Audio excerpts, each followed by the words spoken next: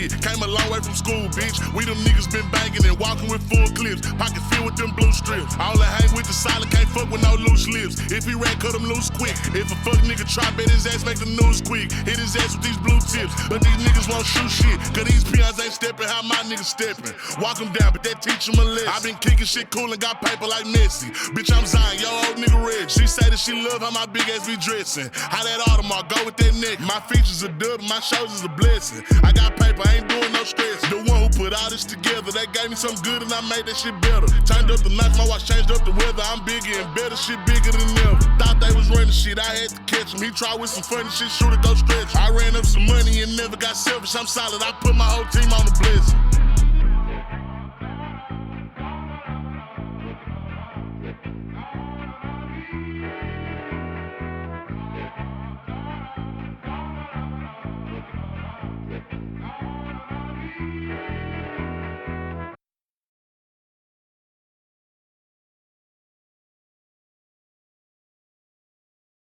Welcome, ladies and gentlemen, to episode 131 of the SplashCast Monday Night Raw. We are here today. I am your co-host, Reggie.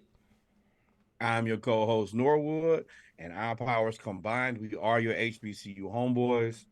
Welcome to the SplashCast, the audio experience. The audio experience. Welcome, ladies and gentlemen. We are here. Y'all know what it is. Episode 131 of the SplashCast. We are here. We talk about our HBCU news around the culture, our football and basketball, news around the league. If you have a chance, if you're listening to this comes out on Thursday, go back and listen to the ATL edition, which comes out tomorrow from this taping, or at midnight, Tuesday. So, and then the SplashCast 24 pack comes out Wednesday. So, also the pregame comes out Wednesday too. Whole lot of content for y'all. Monday, Tuesday, Wednesday are ours. How you feeling, my friend? I'm feeling fantastic, man. Well, I am feeling fantastic. You know I'm feeling fantastic because UGA lost. We danced on a dog's grave all episode long. We happy to streak over. And yeah, I'm happy. Feeling good about myself. You hear that again. You hear a lot more of that. On the football. That's fine. I'm feeling good, man. I hate that Georgia lost, but it is what it is. I really hate more for FSU than Georgia. I think FSU got hosed. We talked about that on the ATL edition. I think the committee screwed it up. Either you're going to, and we'll talk about it in a football segment, but you can't change metrics when you change teams. You got to be consistent in your ooh, that's a pick. You got to be consistent in your method. So, with that being said, let's get started with the HBCU news around the culture, man. We got a few things we're going to talk about. It is the end of football season, as Norwood stated in the pregame. We are rounding down. We are getting towards the college football playoff and postseason. And when that happens, y'all know what happens when it comes to coaches that didn't make the postseason or underachieved or decided to go. We call it Bloody Monday. But in a more of a celebratory headline, instead of a coach being fired, Buddy Pugh, the legendary coach for South Carolina State, retires after 22 seasons. He had 8 MEAC titles, 4-time MEAC Coach of the Year, and was a 2021 Celebration Bowl champion, upsetting Deion and the Jackson State Tigers. He has also put Shaq Davis in the league with many others, including Shaquille Leonard. And job well done, buddy. Job well done. 23 years. It's tough. What? That was funny. Job well done, buddy. Mr. Pugh. Shout out to Jennifer, Yes. HU alum. That's her grandfather. Coach Pugh, 22 seasons as a head coach, 8 MEAC titles, 4 coaches of the year. This is a hell of a resume, man. And at one of the historic schools in HBCU history, congratulations. And whoever takes over this job, who very well may be Chennis Berry, you have big shoes to fill, man. But congratulations, Coach Pugh. It's tough, man. That's tough, man. We're happy to see him move on. And I hope I'm sure he'll stay affiliated with that program.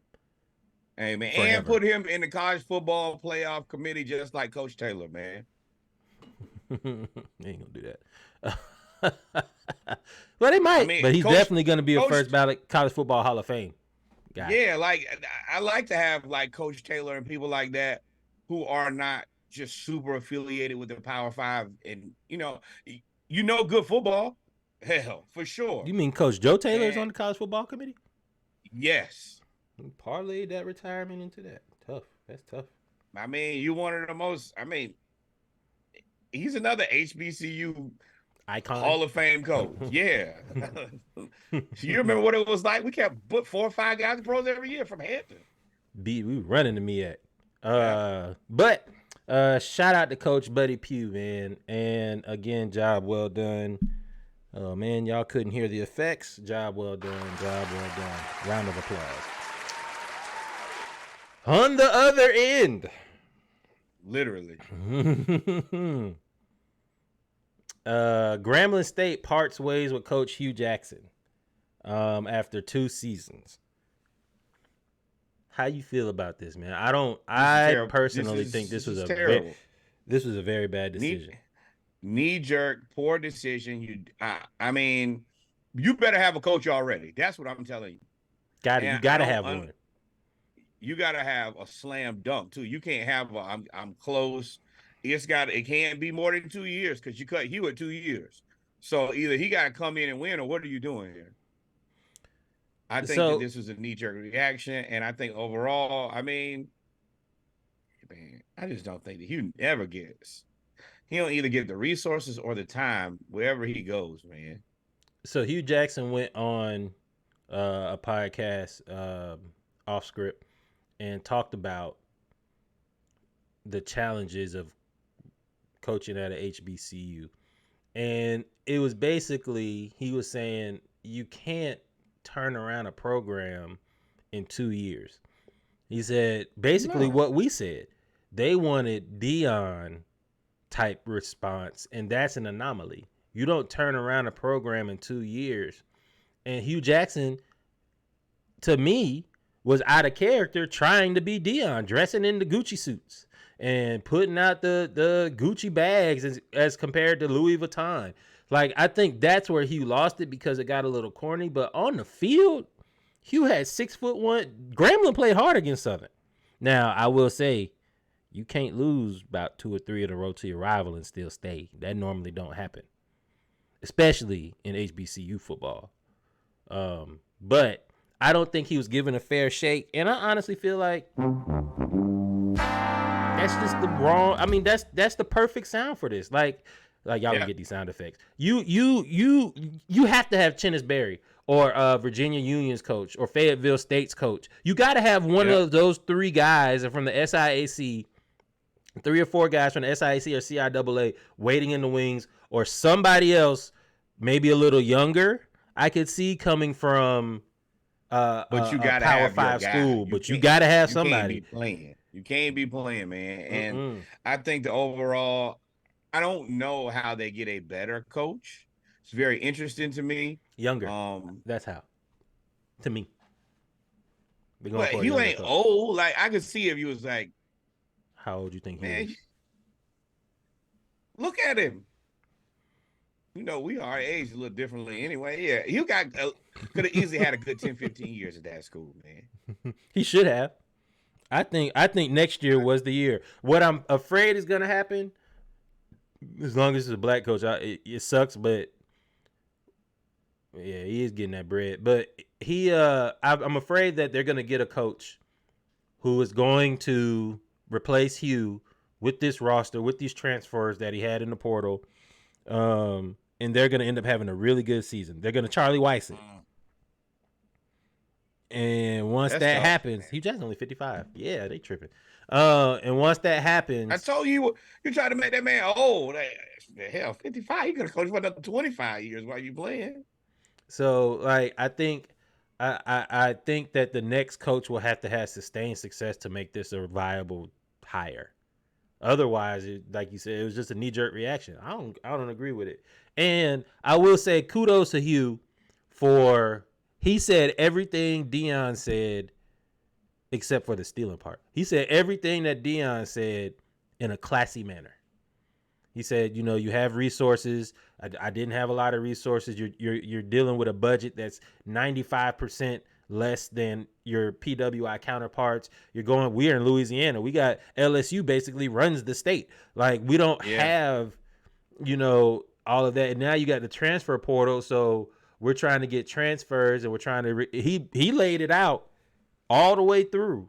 And when he said what he said about it, the challenges of coaching at HBCU, I had to respect what he said. So shout out to him for being classy. I like the way that he presented the challenges. I liked that he didn't go scorch earth and set HBCUs on fire. Even getting fired with class to me is a reason that I think that the rest of you guys should. Hey, somebody can take his TSU. It's plenty of other teams that need a coach this good, and I think that given an adequate amount of time, he can be it. Yeah, I mean, and now that you brought about that, Hugh is a great developer of talent. Like he may not have been the best head coach in the NFL, but he also was hamstrung. But he developed a lot of those players, those guys that went on and get contracts. He's a quarterback offensive guru. Yeah, he was developing Crawley before they fired him. So yeah, I'm a firm supporter in Hugh, man. But we got to be realistic with giving people an adequate amount of time to recruit, they got to get their coaches in. You don't know what other coaches he was still trying to bring in, get their own players in, and implement their own system with their players. I don't know, man. Good luck and Godspeed, Grambling. We go your ass on the clock, though. Know that we watching. So now that adds to another long list of coaches. Of schools looking for coaches, Grambling and Southern, Texas Southern, just to name a few. But a team that has found their coach, Clark Atlanta welcomes Teddy Keaton as the new head coach of the Panthers football stadium of the Panthers football program. He was introduced on November 30th. He brings experience and success. He is apparently a guru when it comes to X's and O's, and they say that he is the next young coach. Shout out to Teddy Keaton for Clark. So, yes, he came from Allen, if I believe correctly, and the big selling point for him is Allen did not have a football program when he got there, which kind of leads to, I think, the reason that they went and got who they got, that they've been struggling with resources and whatnot. I guess they're trying to find a person who's familiar with this struggle and trying to figure out an answer. I will say that he is uniquely qualified to handle this situation, but we just talked about the last coach and the issues that he had. I hope that you provide this man with more resources than you did the last coach. That's what I will say on this situation. Well, I mean, as I see, and Morehouse, dude was there for 1 year. We talked about that, and they fired him. And he won against Clark. So I will say, I do like that Teddy Keaton is kind of moved. They're hiring young, and he's moving up. I expect him, if he does well at Clark, that he'll move on up to somewhere else. So this could be the beginning of the next wave of coaches, especially HBCU coaches. So shout out to Teddy Keaton and Clark Atlanta University. Where you want to go from here? Let's go to the transfer portal is open, ladies and gentlemen. One of the should I say he had a disappointing year? I guess he did. But one of the star quarterbacks over the last couple years was Texas Southern's Andrew Body. Season. Let's say that. Say what? The team had a disappointing season. Okay. He entered the transfer portal. Andrew Body entered the transfer portal and immediately becoming one of the most talented quarterbacks available in all of college football, not just HBCU. Where do you think Andrew ends up? I don't know where he's going. It can't be a SWAC school because 3 of them ain't got no coach unless he's going to Jackson State. I think that you're going coaches Coaches will fall first, then players will follow suit. Yeah, and TSU fired their coach. I think that's a lot of the reason he's out is, all right, well, my coach isn't here anymore. Y'all want to go in a different direction. Then I'm going to go in a different direction. That's the risk that you take of losing your coach is you might lose the players that come with him. So now you got to find a coach and a quarterback. That's infinitely more difficult. Yeah, I would assume he's going to a contender, even if I'm assuming he's not moving down. So you would think it's SWAC, MEAC, or Division One. I think he could end up going FBS.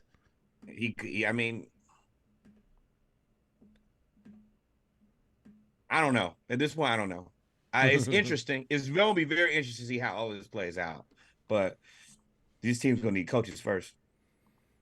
And prayer. Ooh, copious amounts of both. Oh, man. So we talked about the football season coming to an end.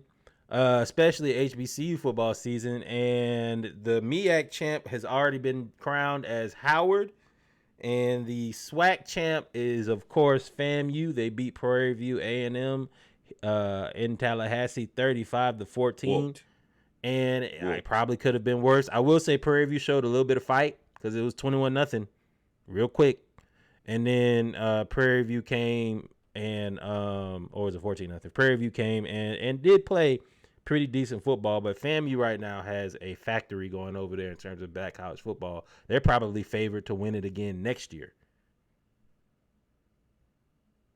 Oh, I think TC gonna want to throw his hat in there this year. You got 1 year where I had to figure out what I was doing, but we up this year, buddy, and you better prepare for us to do something as well. And is Musa coming back for another season, or are they gonna be looking for a quarterback too? If they're looking for a quarterback, that's where Andrew Body gonna go.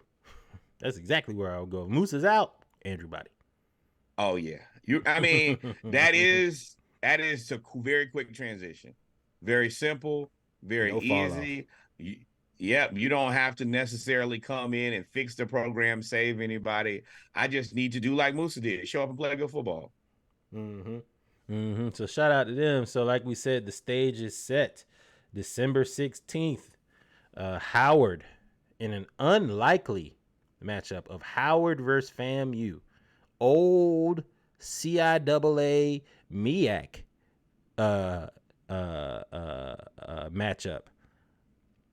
I'm excited for this. I think FAMU's gonna put on a show, but we'll see. They're having the battle of the bands here. They got a band playoff they had, so this is going to be a big weekend. There's people already coming. North Carolina Central folks already said they coming anyway. They said, we all coming. HBCU, turn this into another homecoming. Yeah, y'all going to be playing where? When? Will the grill be hot? All right, I'll go by there and see what y'all talking about. It's the least I can do, right? Got to show up and support. Show up and support. Man. And while we say that, go ahead, like, follow, subscribe. And take 5 minutes to send some money to your favorite HBCU. Hopefully that's Hampton, but if it's not, we still love you. Yes. Use the year as the dollar amount and dates. Let's talk about SWAC individual awards. Y'all know when it comes to the end of the year, superlatives come out. The Southwestern Athletic Conference Football Individual Awards came out. Offensive Player of the Year was Jeremy Musa. Not surprised. Defensive Player of the Year, Isaiah Major, FAMU. Both of them from FAMU. Not surprised. Not to be confused with Isaiah Land, who I think won the same award last year. Fair. FAM is finding a way to do it. And they both play like that linebacker hybrid position. And, hopefully he gets a chance in the NFL just like Isaiah Land. Yeah, Willie Simmons, SWAC Coach of the Year, FAMU. When you go undefeated in the SWAC, you pretty much are going to clean up all of those awards. Freshman of the Year. I'm gonna play this again. Grambling, what y'all doing? Hugh got the Freshman of the Year. Javon Robinson played out of this world. He was killing Southern. And y'all gonna go up there and fire the man who got Javon Robinson? But shout out to him. We're happy for him. Shout out to Jace Wilson, Texas Southern Newcomer of the Year. These guys won all of those superlatives, and we are happy for them. Shout out to FAM, Texas Southern, and Grambling. Wild, crazy. Yeah, Two and of I those want guys don't have a coach. give a special shout out to Jeremy Mooster, man. He played at 4 schools in 5 years. He found his home at FAMU, and he made the best of it. We'll continue to support and watch and see where his career goes. Is he out of eligibility? We don't know. 4 schools in 5 years, you would assume he's out of eligibility. But oh, nah, COVID was less than 4 years ago, so he should have a COVID year.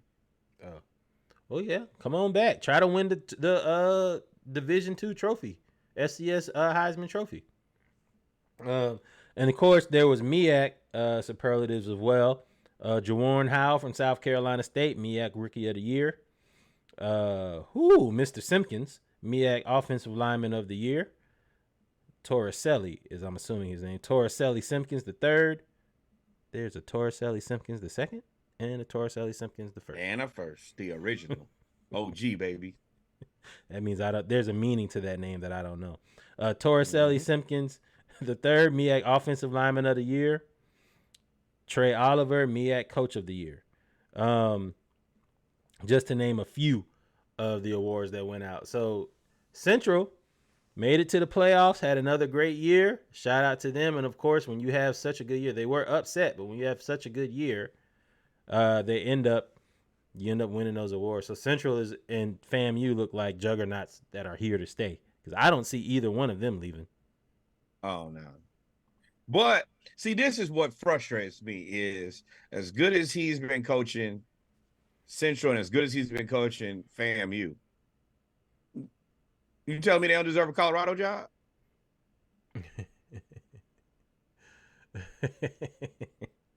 Colorado ain't looking for coaches. They looking for salesmen. They got what they wanted. They got what they wanted. They got notoriety, money, and relevance. I don't know if Trey Oliver and all of them bring the off the field stuff that Dion brought. That's why they went and got him. They don't care about wins. They care about they won. They won one game. It's frustrating to me. Super frustrating to me. But that's life.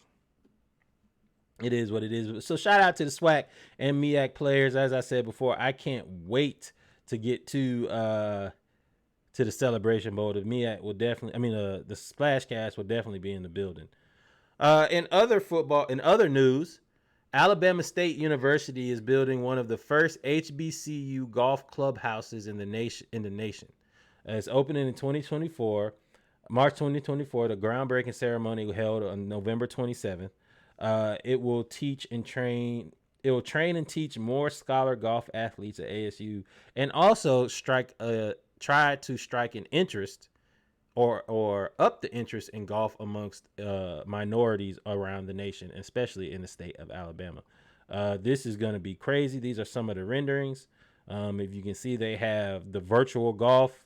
You can definitely practice indoors. They have the different everything is, and it's built. It's supposed to come out March 24th. Look at that. That's impressive. I'm excited for it. I'm also like they said, this should help foster the relationship. We talked to Justin about just keeping golf in HBCU sports. To see them investing in the program is exciting for me. And this is something else we'll keep our eye on. We'll continue to support. I will say it's definitely trending in the right direction from when Justin said that they had to close just about, I don't remember the percentage, but it was a good percentage of golf programs around HBCUs because of COVID. So the fact that Alabama State is investing means that, one, that they've recovered and they got their golf team back, but now they're actually making enough money to where they can reinvest into their program, to their athletic department, through giving, through tuition, and through notoriety. So shout out to Alabama State, man. Y'all alumni are doing big things.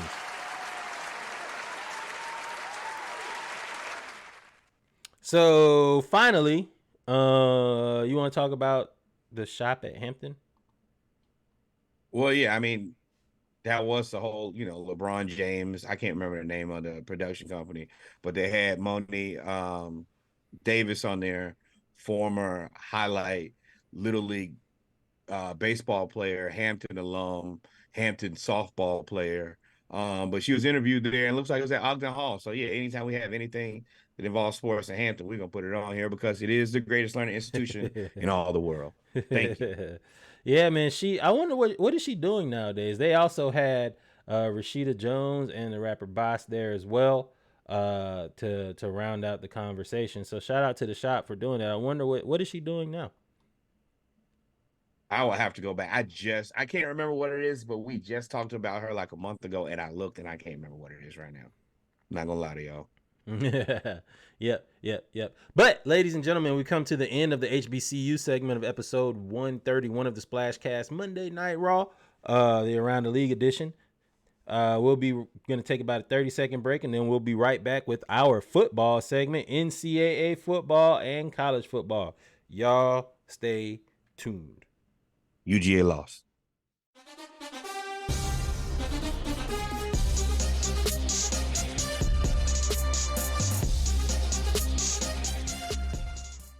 And we're back, ladies and gentlemen, with our football segment of episode 131 of the SplashCast, the Around the League edition, Monday Night Raw. We just wrapped up our HBCU segment.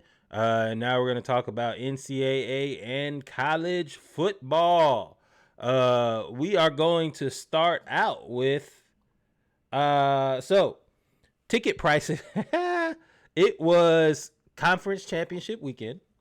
You had the SEC championship, the Big 12, the ACC, the Big 10, and the Pac 12. There's a reason that there will always be an SEC team in the playoff. Let me tell y'all something. The ticket prices for the SEC championship started at $339 for Georgia, Alabama. The next closest championship cost for a ticket was the Big 12 at $49. Excuse me one more time. Slowly. The SEC's ticket to go to the championship game started at $339.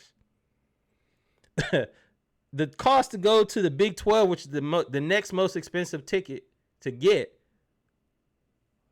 was $49. The ACC, Big 10, and Pac-12. The Pac-12 was $15, which I don't understand that one. I don't understand that one because that was Oregon versus Washington. Family. Go ahead. Take your family and your in-laws, your relatives, your little cousin, $15 a ticket. Hey, we all going, yo. And it was a good game. That's a bargain, though. That's an Arthur Smith. None of y'all going. None of y'all are going. Y'all sit at home.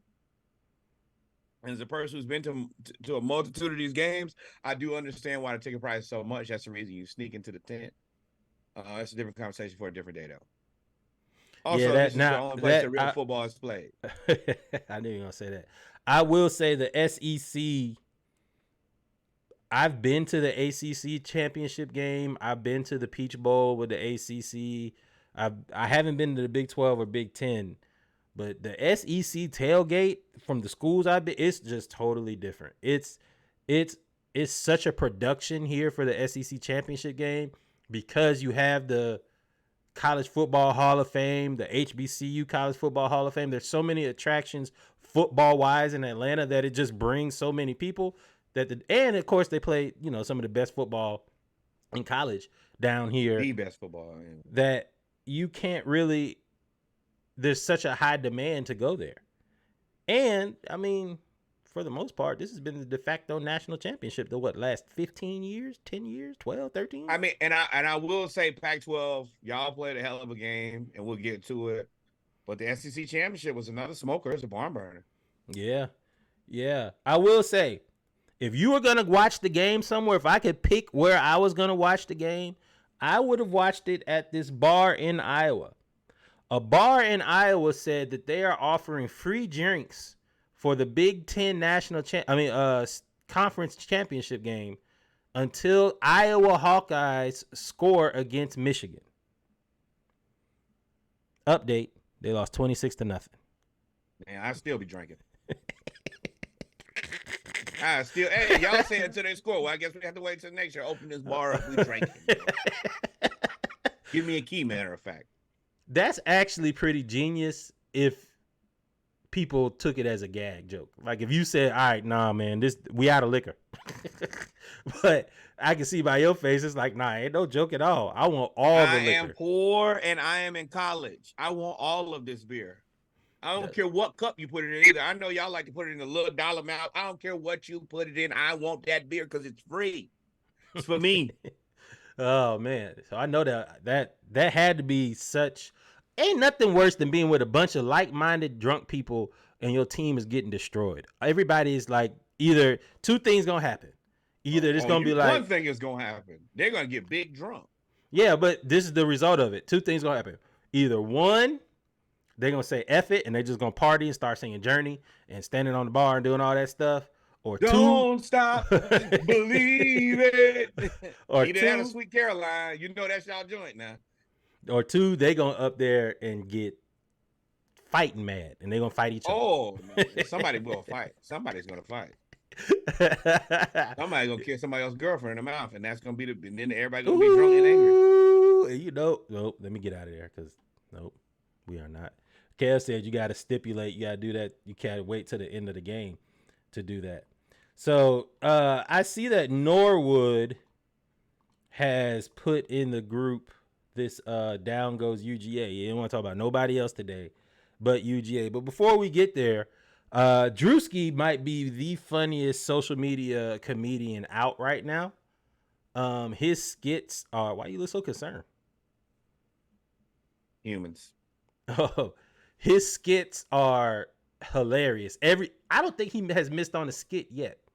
And they're all pretty funny. So Drewski dressed up. He has this series of skits going where he kind of acts like a white dude. Like, so it's one of his characters.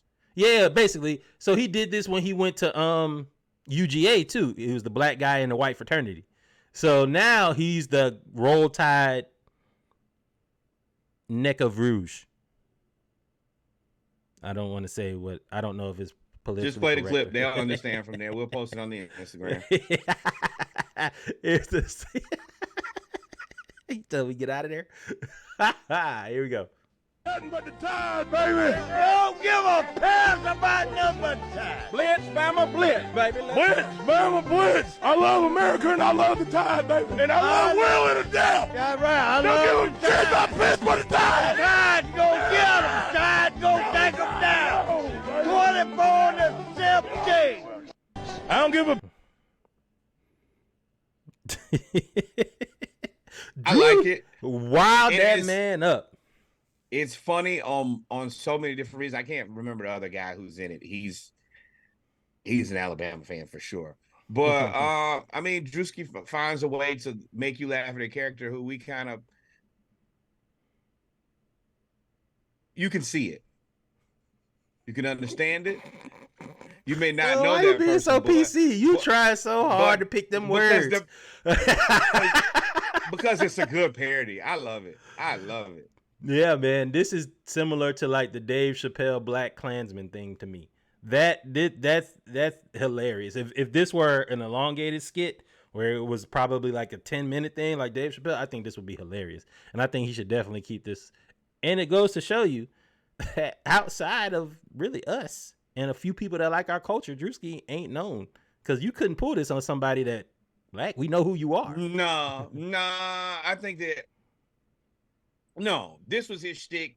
He got in front of the right cameras. They made sure they tagged him. Because the other dude, I can't remember his name. It's something Willie, Steamboat Willie, whatever it is. Oh, so they're both comedians. It's a skit. Yeah. No, the other guy is a lot less comedian, but he's an internet entertainer for sure. The guy with the eyes that's eyeing. Yeah, he's on the internet. He's more of a joke. Yeah, him. But he's definitely, like, he's internet famous too. This is a good adaptation of where sports and the internet kind of run into each other, and it's well played and it's not overdone. Just, hey, this is funny. This is, these people are at the game for sure too, and they're outside the game, walking around. Some may be stumbling, but they're there. Yep. So then, of course, Norwood wants to talk about Bama upsets Georgia 27-24. Before you do that, I'm going to let you clear out. I'm going to go ahead and clear myself out. Go ahead and tell me, how did you feel when Bama beat Georgia? Number one, the streak is over. The queen is dead, whatever. Oh, you asshole. What? Go ahead. I mean, this is the highs and lows of college football. That is my coach, and he is a terrible coach who makes poor decisions. But one thing that I don't have to worry about this year is I don't have to worry about Georgia winning the national championship because they are where they are at home. They're about, and they probably will be playing in the loser bowl with Florida State. They can cry each other tears until the cows come home. But one thing for sure, I don't care. I don't care at all. I'm happy. And I take the joys where I can get it. I'm struggling. My team is not in the best of situations, and I think that's a very nice way to put it. But with that said, I'm happy today. Yeah, right? Man, it was a hard fought game. And if you got a beverage and you're not a Georgia fan, pull up. If you're a Georgia fan, pull up to the end of your season. Whatever it is, we drinking. Yeah, pull up, man, and toast to my guy Billy Napier. So it was a hard fought game. Toast him, like put him on the grill. Oh no! And cook. He got the Arthur Smith touch. The coach, the owner, and the ADs is like, nah, you good? You got another year. You can't stomp me out with our team though, Reggie. Now that is where I draw the line. Ain't no line. Why? Come on, man. Y'all I gotta have some hope, man. Like I don't got nothing left. I don't have nothing left. Like let's proceed.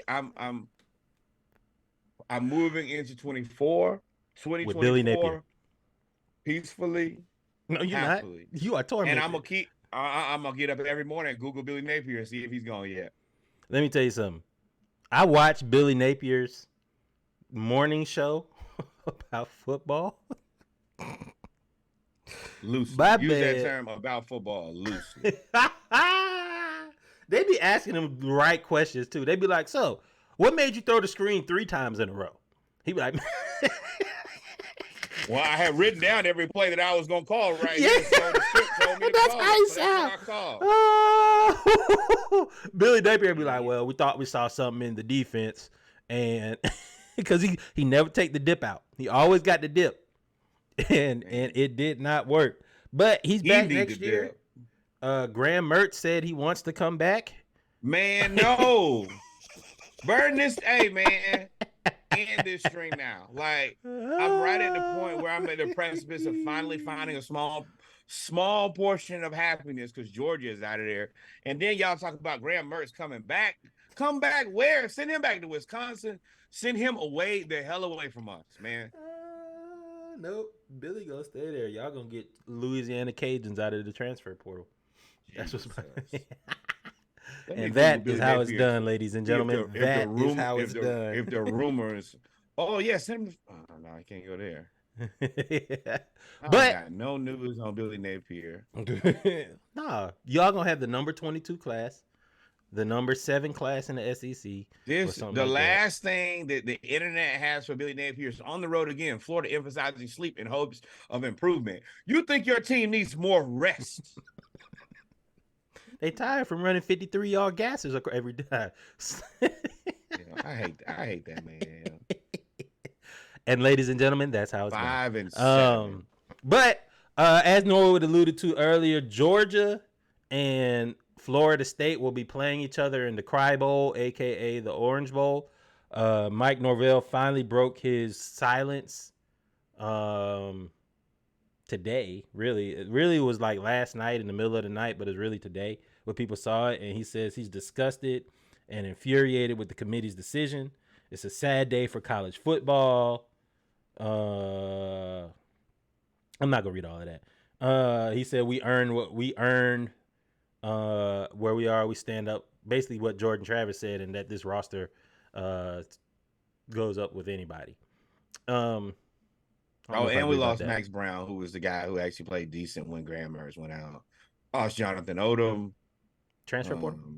Kamari Wilson, Jordan Herman, transfer portal. Yes, burn it down. Wow. Burn it down. Wow, I didn't know that. Makes it a little better. But here's why I agree and I had time to think about this. Here's why I agree that they should be in. Is it's hard for me. I can accept Georgia not being in and Florida State getting in. I can accept Georgia getting in and Florida State not getting in. And Florida State and Texas not getting in. I can't accept Georgia and Florida State not getting there because based on the criteria that you said, you eliminated Georgia because they didn't win the championship, the SEC championship. Cool. Florida State won their conference championship and they went 13-0 and they beat SEC teams. Like, you can't use criteria to eliminate Georgia and say we're putting in the 4 best teams. I mean, you can't use criteria to eliminate Florida State and say we're going with the 4 best teams and then leave out Georgia. I don't think there's anybody in the country that believes that Georgia's not one of the top 4 teams. And I don't want y'all to mistake that I'm caping for Georgia. I think that they should be in. I don't think that they should be in. They didn't win the SEC championship. I disagree that there. Florida State, if by the metrics that they're using, if they say you have to let Florida State in, but you can't disagree both. You can't have both out. I don't agree with that. And that's been my issue. And I think that's everybody's issue that has an issue with it. I think that I 100% think that Florida State should be out. I think that Bama and Georgia are better teams than them. If you got to put the best 4 teams in playoffs, Washington, Michigan, Georgia, Alabama, or Texas. Those 5 schools, Texas, Alabama, and Georgia, that part of it is what it is. Those 3 schools, whatever 2 you pick, you're going to have some people happy, some people upset, but I'm sorry, Florida State. Per the way that the rules are set up, I understand why they went the way that they did. And even if you talk about, they said that, Nick Saban Mafia, they said that because Jordan Travis got hurt, they weren't the same team. Again, if you're going to use injuries to disqualify a team, you have to take into the account injuries across the board. You can't just take injuries for one team and not talk about injuries for everybody else. Well, the reason behind that was they say the quarterback is a bigger position, the emphasis in the injury at quarterback. If you lost a running back or you lost a wide receiver, it was much more salvageable. So do you think the committee would, if J.J. McCarthy got hurt, broke his leg, you think that and Michigan still won out, you think they would keep Michigan out of the top 4? Or Jalen Milroe, or what's his name, Quinn Ewers, or Penix? Do you think they would keep any 4 of those teams out if he got hurt, if their quarterback got hurt? Yeah, it's tricky. I definitely think that Washington could very well be out without Penix. McCarthy. So you think the committee would be consistent? Yeah. Now McCarthy, I think that he's a scam. So I think that Michigan is built on defense. I don't think that their offense is anything to write home about. So I kind of believe that if McCarthy was out, it would be like, okay, he was never the reason this team was good in the first place. He's kind of like if Stetson Bennett was out, okay, bro, roll out. Oh, what's his name? Whoever it is, the next guy up. But I think that Penix is the leader and the best player on Washington. I believe that Quinn Ewers, the leader, and I'm not gonna say he's the best player, but he's a large reason of the reason they're successful. And Jaden Milroe, hell, we saw them other 2 dudes. That's not it. That's not a team without him, unfortunately and fortunately. Yeah. And the reason I said injuries was, God, I'm not, when we talk, I'm one of the credible UGA fans. I don't really make a lot of excuses. When we lose, we lose. Y'all talk shit, I pause, I take it. It is what it is. But the point I'm saying about Florida State is Georgia lost 6 players in the first half. No quarterback against Alabama. That's going to be their answer. No quarterback. Right. But that you lost your starting right tackle, your number 1 receiver. Brock Bowers was pretty much unseeable to the 4th quarter. He was out. You lost another receiver. Ra Thomas didn't play. So how can you regard all of those injuries, but then say one injury keeps a team who has a top 4 defense, a top receiver, a top linebacker, a top defense, a top running back. They have all of these other top players, and you disqualify them. I'm gonna tell you to look at the Heisman. That shows where they regard quarterbacks. Yeah, and that all follows suit. If they believe the quarterback is the most important position, and that this guy to a certain degree Marvin Harrison even being included, well, I think that he is the guy who should win the Heisman Trophy. Yeah, I'm surprised he was there, but I think Caleb Williams had such a bad end of the season, and it really wasn't bad. His team was just bad. Yes, his team started to stink, and then they couldn't include. He didn't. He kind of checked out. But his defense started to stink, and he couldn't get the stench off of him. But I think that Marvin Harrison. The wrong word in that conversation is started. They stunk from the beginning. They stunk. Well, he could only save them so many times. Which, I mean, I guess should we just talk about him now? Yeah, we can go there. So Caleb Williams says that declaring for the draft is a game time decision. Basically that he doesn't know when he's going to declare for the draft, if he's going to declare for the draft, what he's going to do. Let me tell you something, Caleb Williams. Boy, if you don't get the hell out of there, they are wasting your time at this point. Or you go somewhere else. Now, that's another option nobody is even considered. He could get the hell away from them. And go where? I mean, anywhere he wants to. But, I mean. Yeah. Literally, anywhere he wants to go. I don't know if that's the answer, though. I can see how you say that's not the answer. But, I mean, if I can make it, I mean, it depends on what the NIL money look like, honestly. Well, the NIL money is comparable to pros at this point. They're making, $5, $6, $7 million a year. But then the only thing that is the issue with that is it's a 1 year every time. You want that contract because you're gonna get the whole contract or get, the guaranteed money. I think Caleb Williams has a little bit of an image cleanup. I think the media, once the media is out on you for whatever reason, good, bad, indifferent, because he was the darling. He was I paint the suicide line on the fingers, and I do. Remember when the Heisman, anything he did was gold. And now it's almost like, well, dang, he's too passionate. He cried on his mom's shoulder. He didn't talk to the media. He didn't do this. This is what number one. Remember when he didn't talk to the media? They said this is what being a professional does. You have to sit there and talk to the media. This is why you won't be the number one. Like the narrative start. Okay, so there are a couple of things. Number one, if you've ever played football, you didn't cry before. Unless you won especially as a senior. If you didn't win a national championship, you went somewhere and boo-hoo for a little bit. I done seen the toughest, most dangerous gangster killers of all time. If you done practiced all 4 years and things didn't go your way at the end, you gonna shed a tear. I don't care who you are. So I want to be clear about that.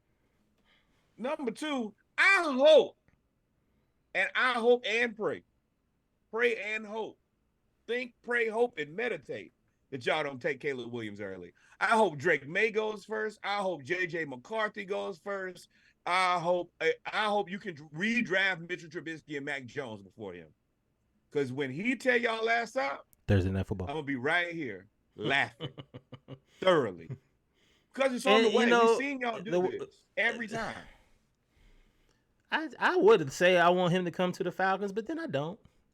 You don't need to have 4 years of Lincoln Riley and then come and play with Arthur Smith. Like, that's just not what you need. That made me go to XFL. Hell, I'll go sit out a year. I'll go be Warren Moon in the CFL till I'm 24. Because he's still young. He's still only like 21 years old. Yo, if you get them two, you should be able to slap your coach. Arthur Smith gonna make you want to slap him. And I'm sure Drake London and Kyle Pistol, I've been waiting for somebody to get here to slap him. Drake London. And I'm gonna tell y'all, Once again, check back in on this tourney game. It is 98-98 Boston versus Indiana. We got a hell of a game here going down to the last 4.5 minutes. And Bengals Jags tie. This is as good as it gets. Yeah, it's pretty good, man. It's pretty good. Let's stay in the Pac-12, man. So kind of a sad story. The Pac-12 comes to an end. The SEC on CBS came to an end. The Big Ten, as it is, comes to an end. Everything is now reshuffling next year. So all the Pac-12 mascots got together one last time to party at the Pac-12 championship game. I think this was one of the classiest moves that they did, and I'm see if I can expand the picture. Yeah, I think this is one of the classiest moves they've done, and it's a great farewell. And again, Pac-12, all y'all had to do was go get Texas, but we gonna play this in the background. But all y'all had to do was go get Texas, and y'all didn't do it. Yeah, this is it's surely something. Hubris sometimes would take us out. I'm glad to see the mascots able to cut her up. And honestly, number one, we do Sammy Sosa. Peace. Number two, I think that some iteration of this conference comes back sooner rather than later. I don't think that it's like the name is too big. Yeah. The name is too big. Logistically, there's going to be a lot of moving pieces in order to make this conference realignment stick. And I mean, I'm interested. It doesn't involve my team, so it's and hell, you know how I'm kind of innocent bystander on a lot of things this year. So yeah, I want to see how this plays out, but I think this comes back in some iteration. I think that at the end of the day, the Pac-12 is a necessary conference. It's unfortunate they had such a wonderful closeout season, and I think that's going to spark the interest in people bringing it back. And I think that the Big Ten and the Big 12 going to struggle with trying to accommodate, and the ACC. Don't forget they got two from over there too, like accommodating two, accommodating West Coast teams being go across. That's like the East Coast or Southeast based conferences. I think it's going to be very difficult, if not impossible, highly impossible. I mean, highly probable that this is impossible. Speaking of let's go. Speaking of the Pac-12, man, I mean the two-pack. The two-pack now. But I do agree, dang, Tyrese Halliburton shot so ugly, but that mug go in every time now, or half of the time. But anyway, Oregon State, this is why I agree that the Pac-12, I didn't agree with you at first on this, but this is why I agree that the Pac-12 is actually probably going to come back in some shape or form, because Oregon State and Wazoo basically are becoming Notre Dame, and they're going to be part of the Pac-2 until they can figure it out, but they're going to play 6 games in the Mountain West. And then they'll play each other for 7. And then I don't know what they do for 8 through 10, 11, or 12. Well, you'll probably these 6 games will give you 6 games plus what you got. That'll give you essentially your conference schedule. You'll still probably play Oregon if you're Oregon State. You'll still probably play Washington if you're Wazoo. And then you'll probably try to throw you 2 more booster games in there. You're going to need 2 out-of-conference ranked games to kind of get yourself, That's 10 games. The college schedule now is like 12 to 13, isn't it? But Washington is 13-0. Basically, you'll fill the rest of your schedule with either cupcake games to start the season, and then you'll do your best to see who's ranked and available to get you into the playoff, because it is a 12-team playoff now. So as long as you can be in the top 12, you get to dance. So it's unfortunate. So you like this move?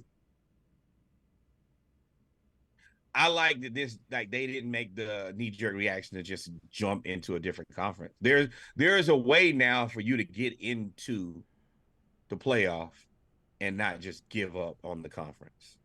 And based off what we saw this year, now Washington State, I guess we can jump right into it. Washington State and Oregon State will be led by different players, but I guess you got to be the favorite in almost every game you play now if you're Washington State and Oregon State playing against the Mountain West. I don't know. Washington State just lost their quarterback. The dude who played well in Washington, he's out. They talking about USC, Florida State.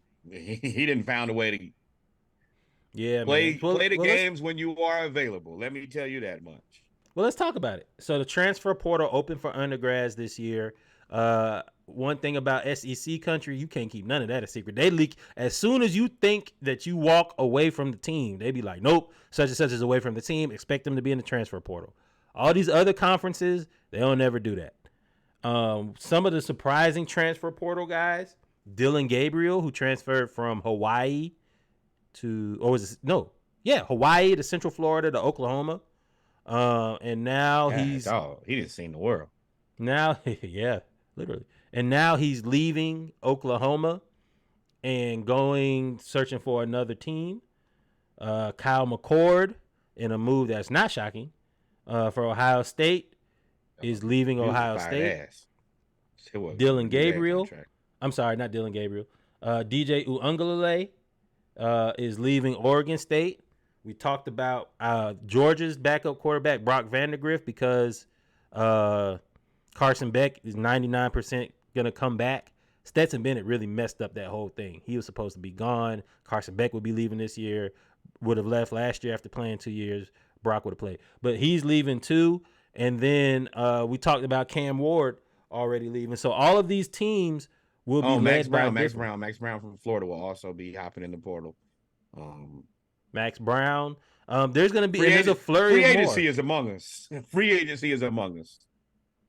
Now I will say for Florida, that is not what you wanted to hear, because I think Texas is somebody gonna leave from Texas, and the quarterback from Duke is leaving. So, and then you still got Andrew Body and some of these HBCU quarterbacks. So yeah. I don't know if Florida's gonna get somebody. Arch is coming back, which is fine. Quinn is staying. Which, I mean, I think if anybody has to read the writing on the wall, it's got to be Malik Murphy. Like, you don't have, unfortunately, I don't think you're a bad quarterback. I'd love to have you in Florida. I've actually seen a lot of people talking about him going to Ohio State, but I think that if they, that's what I was about to say. One has the starting job, the other has the brand name. You're going to be the odd man out. Yeah. But I don't know if that's a bad thing. You can get a chance here to have really the pick of where you want to go. And I mean, he's 6'4", 238. You a man. You are a man. I mean, LSU's looking for a quarterback. Well, I mean, they ain't really looking for one, but I mean, they need at this point. But that's my point was with this. What's crazy about he had a 4-point play.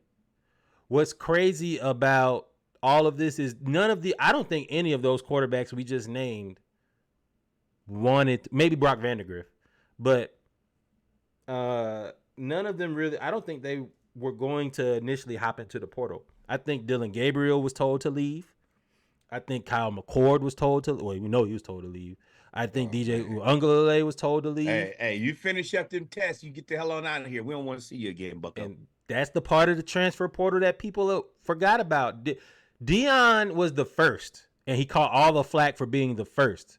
But once that precedence was set, and they did that, you knew the next was coming. You knew that they were going to do the same thing. They were going to start telling kids, hey, not so, and it was going to be more of public. Like, you might want to go ahead and get up out of here, big dog. You just saw Halliburton? Yeah. Hey, man, shout out to this in-season tournament. Adam Silver got me tonight. I don't know if you can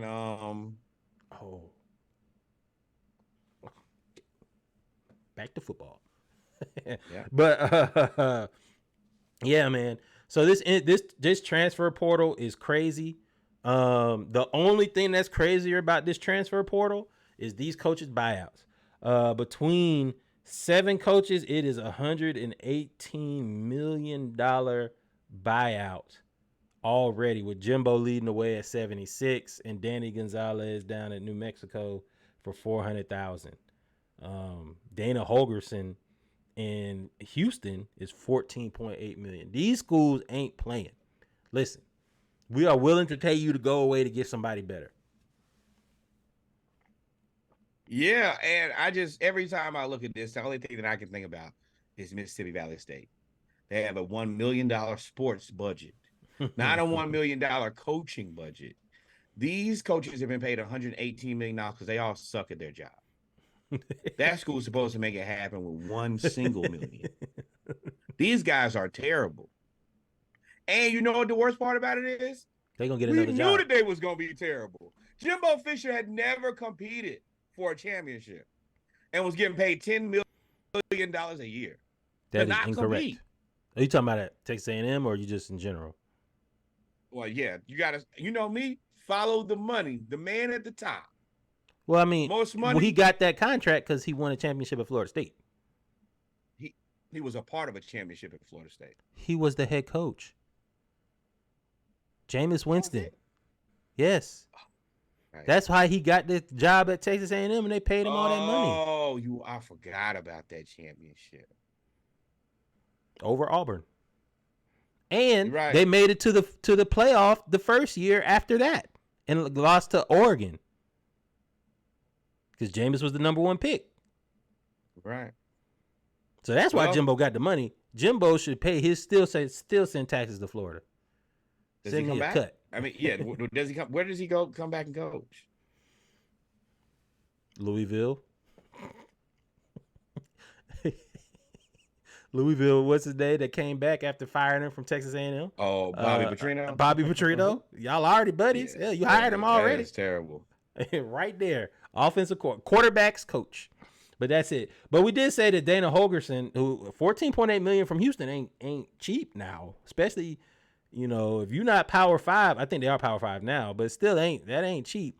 But they did the buyout because Tulane's Willie Fritz will now be the next head coach at Houston. They were upset in the, what was that? All-American? No. What's their conference? Conference USA? Conference USA. Yep. Conference USA against Liberty. And I think, in the upset, and he ended up taking a job at Houston, which should be about a little bit bigger budget. He led Tulane to a New Year's Six Bowl last year where they beat who? USC and Caleb Williams. Fully staffed, full team. They beat them, and that's when I knew this year they were going to be ass when they lost Tulane. And they were on their way to going back-to-back until they ran into Liberty. So shout out to, I'm sorry, not Liberty, SMU. SMU. Liberty went undefeated. SMU is who they lost to. Shout out to Willie Fritz turning around Tulane. I hope Tulane can hire somebody and keep the momentum going because that green wave is rolling down there. Yeah, you know what happens when you lose a coach. You got to start over, find a new one. And that's going to be the byproduct of being. Now, I think it's a little bit different now because you get closer to that 12. Getting closer to that 12 may entice some of these coaches to stay at smaller schools because I feel like there's a happy medium between you get to the SEC, you're going to get 3 opportunities, but 2 of those opportunities you're not going to be eligible for. You can't even RSVP. So you got to assume Bama going to be back, Georgia going to be back. So it's going to be 1 free spot next year for the SEC. And all the rest of there's 16 teams in the SEC, subtract 2, that's 14. 14 teams looking for 1 spot. Good luck, guys. Well, and then you added Texas, who's in there now, and Oklahoma's back. And then you got to remember LSU. Brian Kelly got that LSU offense rolling. They were like the number 1 offense all year. Jaden Daniels was about to win the Heisman. So, like, they are booming. And as much as I hate Florida, Florida is still the state Florida. And all they got to do is hit on 1 recruiting class. They need 1 recruiting class and a transfer. Couple transfers, and then they right back. All we need, you know the recipe of Florida: a coach and a quarterback. If you give us a coach and a quarterback, that's a national championship. Now, every time we don't have one of those, then we just doing whatever the hell we doing. But if you give us a coach and a quarterback, you better get the hell on out of the way, clear out. So I kind of caped for. We ain't gonna have no quarterback because we ain't paid it. The dude, we promised him all that money and then tell him we have his money. And them recruits all decommitted. Immediately. You ain't got my money? You don't have the cash that you promised me? Peace. Pull that Malcolm X. Yeah. Everybody go. They all did. 3 of them went to Georgia. Yeah, I don't blame them. Nah, it's one thing that you can, if you know me, you can't play about my money. If you told me you was gonna have my money and then don't have my money, then you can go to hell. I don't blame you. So run me my money, bread. Hey, run me my bread, dog. I caped for Florida State earlier to make the playoff, but there's one Florida State alum that I just don't understand. I guess he really does not like Deion. He does not like Deion. I can't understand what Jameis be doing a lot of times, but it's entertaining. Jameis needs his own skit. He needs to be on Comedy Central. He don't need a skit. He needs a show. And the thing about it is, we're going to just spiral here for a minute. I love Jameis. Mm-hmm. Say what you want to. He's a great teammate. He don't bitch and moan when he don't play. He's checked in. I just saw him. They showed him at the Pelicans game. You would think he played for them the way he was walking around shaking hands and kissing. He walks around the whole stadium. I was like, damn, Jameis, you not going to sit down? He just, hey. I think a lot of people like him. He likes being Jameis, and a lot of people like him. Because you also got to realize people like the underdog. Jameis was having a decent season when he tore his ACL against the Falcons. Yeah. They won that game, and he was dancing on crutches. And if you telling me that Joe Flacco can play, then I know that Jameis can play. Jameis need to play for another decade if Joe Flacco can play. But when it comes back to Joe Flacco played. Oh, but let's get to this hate motherfucker here, yo. Come on. But it comes to Florida State. I don't understand what Danny Kanell's obsession at this point, because this is about the 3rd or 4th time we've talked about this. He is a national treasure. Shout out to Jameis. This is the 3rd or 4th time we talked about this, where Danny Kanell has something to say about Shedeur Sanders, Shiloh Sanders, and Colorado. Danny Kanell, who works for the ACC network. Danny Kanell has no reason to talk about Colorado, as they're in the Pac-12 and Big 10 now. Big 12. There was no reason to talk about them. He says, and he tweets this. Hey, Junior. First off, stop right there. Bro, you don't know me, dog. We ain't cool. Who are you to call me Junior? Kid. You don't know my kid like that to call him Junior? You need to address it. And on top of that, now, you don't address nobody else's Junior. Everybody else is such and such player. This is Quinn Ewers. It ain't Junior. You don't have that personal relationship with that man to call that man Junior. Address him as Shedeur Sanders, football player, quarterback of the Colorado Buffaloes. Like, you, Danny Kanell, you making me have to bump for Colorado. There's no reason for him to even, again. So he started off, hey, Junior. That set me off right then and there. Congrats on 4 wins in year 1. Some advice for year 2. Stop right there. That's hate. That's hate. That's hate. That's hate. That's hate. That's hate. That's big hate. Even past the hate. Boy, who the fuck asked you? Nobody asked for your opinion. Nobody said, what the hell is Danny Kanell saying? Nobody said, you know what? Nobody cares. DK receipts. You created your own hashtag that's trash. Nobody cares. And yes, I know he's addressing Deion Sanders Jr. But still, you don't know me. You don't know anybody. And Sneaky, to be fair, we can still say he's. Why are you addressing somebody that's not playing? Deion Sanders Jr. is the oldest son. He is the multimedia runner. I think, now that you pointed it out, Danny Kanell dumbass was trying to address Shedeur and address Deion Sanders Jr. He said, clean up your language. I'm sure your daddy doesn't approve. Boy, you get a whole lot of disrespect. Stop writing. No, he was talking to Deion Sanders Jr. because he said, stop writing checks your little bros can't cash. Bro. You talk to social media.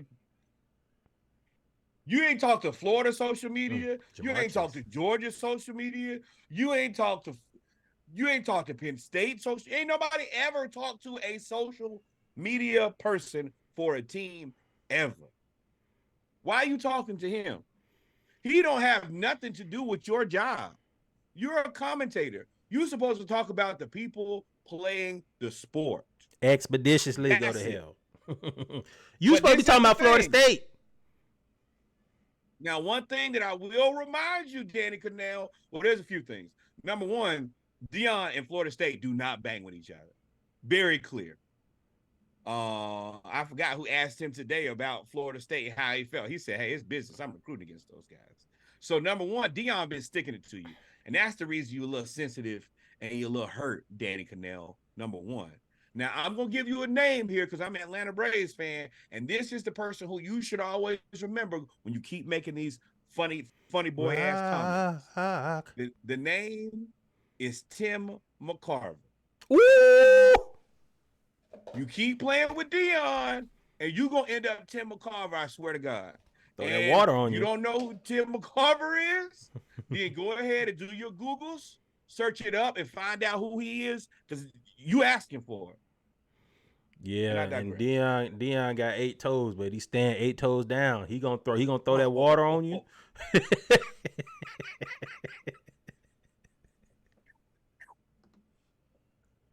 Yo, we give it to anybody here, bro.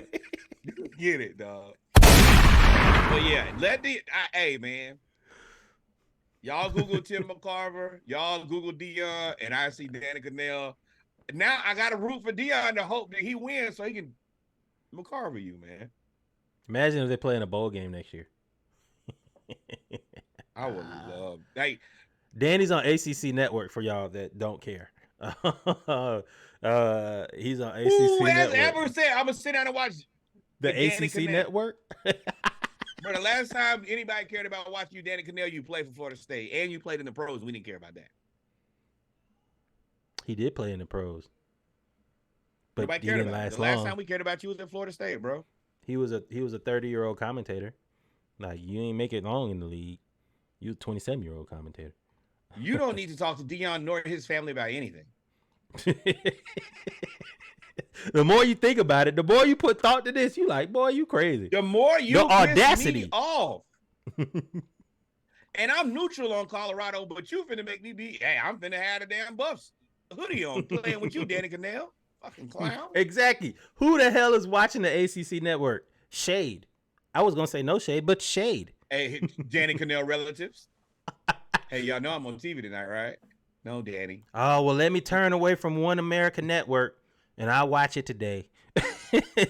That's what we'll do. I got to put my red and white hat down. You don't say nothing else about nobody else. No, man, you know, I ride with the blacks now. You don't say nothing else about nobody else. Mount up. Let's ride. But the caucasity. But Daddy Kanell's just trying to keep relevant. You see Steady. You see ESPN making them cuts. Shut up, Danny. Shut up. And you know what? All Deion gonna do is continue to bully you. Yeah, and this is the worst part.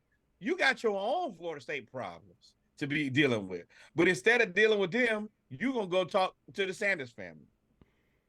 Peace and they don't even address you. They don't even address you. And when he dumped that water on your head, though, I'm like, oh, you earned it. Yeah, man. Let's move on to we having a good show. We got good. Wait, hold on. Hold on. I want to give y'all an update. The Bengals and Jake Brown. First of all, Jake Brown is 19 of 21, 261 yards and a touchdown. He just threw an 80-yard touchdown to Jamar Chase. And looking like a murderer. He's not smiling. He's not happy. He is on the bench looking like I'm finna tear y'all up. And Indiana Pacers just upset the Boston Celtics. And I think that puts them out. This knockout stage. Yeah. Well, the Celtics are out, but the Pacers are still shaking and baking for the in-season tourney.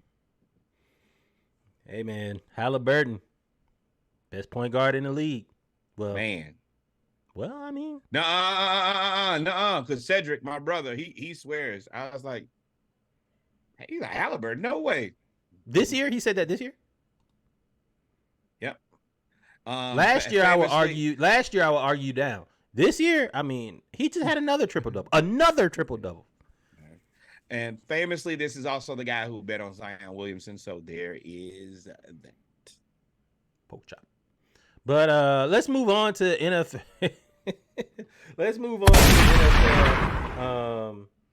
Let's start out with our games of the week. I try to make the list.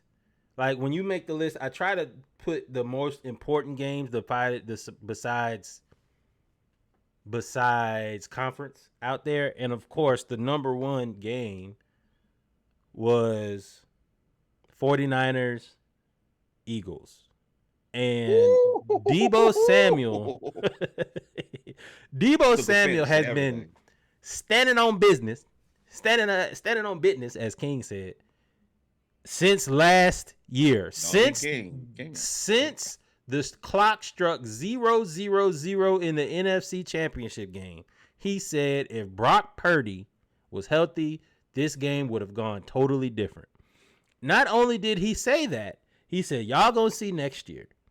And the 49ers, they had a little hiccup where they lost 2 games, but for the most part, have been absolutely dominating the NFC East, particularly. They beat the Eagles 42-19, and it could have been worse. It could have been worse.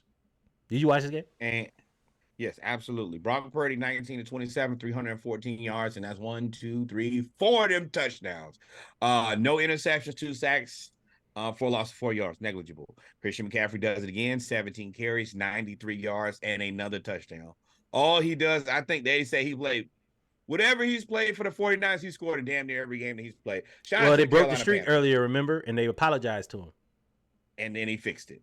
So shout out to the Carolina Panthers. You gave a man who scores 1 touchdown every game, and y'all barely score 1 touchdown every game. So there's that. Deebo Samuel, 3 carries for 22 yards, another touchdown, and this is where it gets real interesting. 4 receptions. No, 4 targets. 4 targets, 4 receptions. 4 receptions, 116 yards, 2 touchdowns. So he caught 4 passes. 50% of them were touchdowns, and he got 116 yards all in the process. I don't know what defense y'all was playing. I don't know who was on the field, but get them off the field. These boys out there, find somebody new. He is whooping ass. You know what's funny? You think they didn't? They played every defense they could. Kyle Shanahan was out there wheeling and dealing. They played zone, he ran screen. They played man, Debo crossed the middle. They double teamed Debo. Go look at George Kittle's stats. George Kittle dominated them in the first half.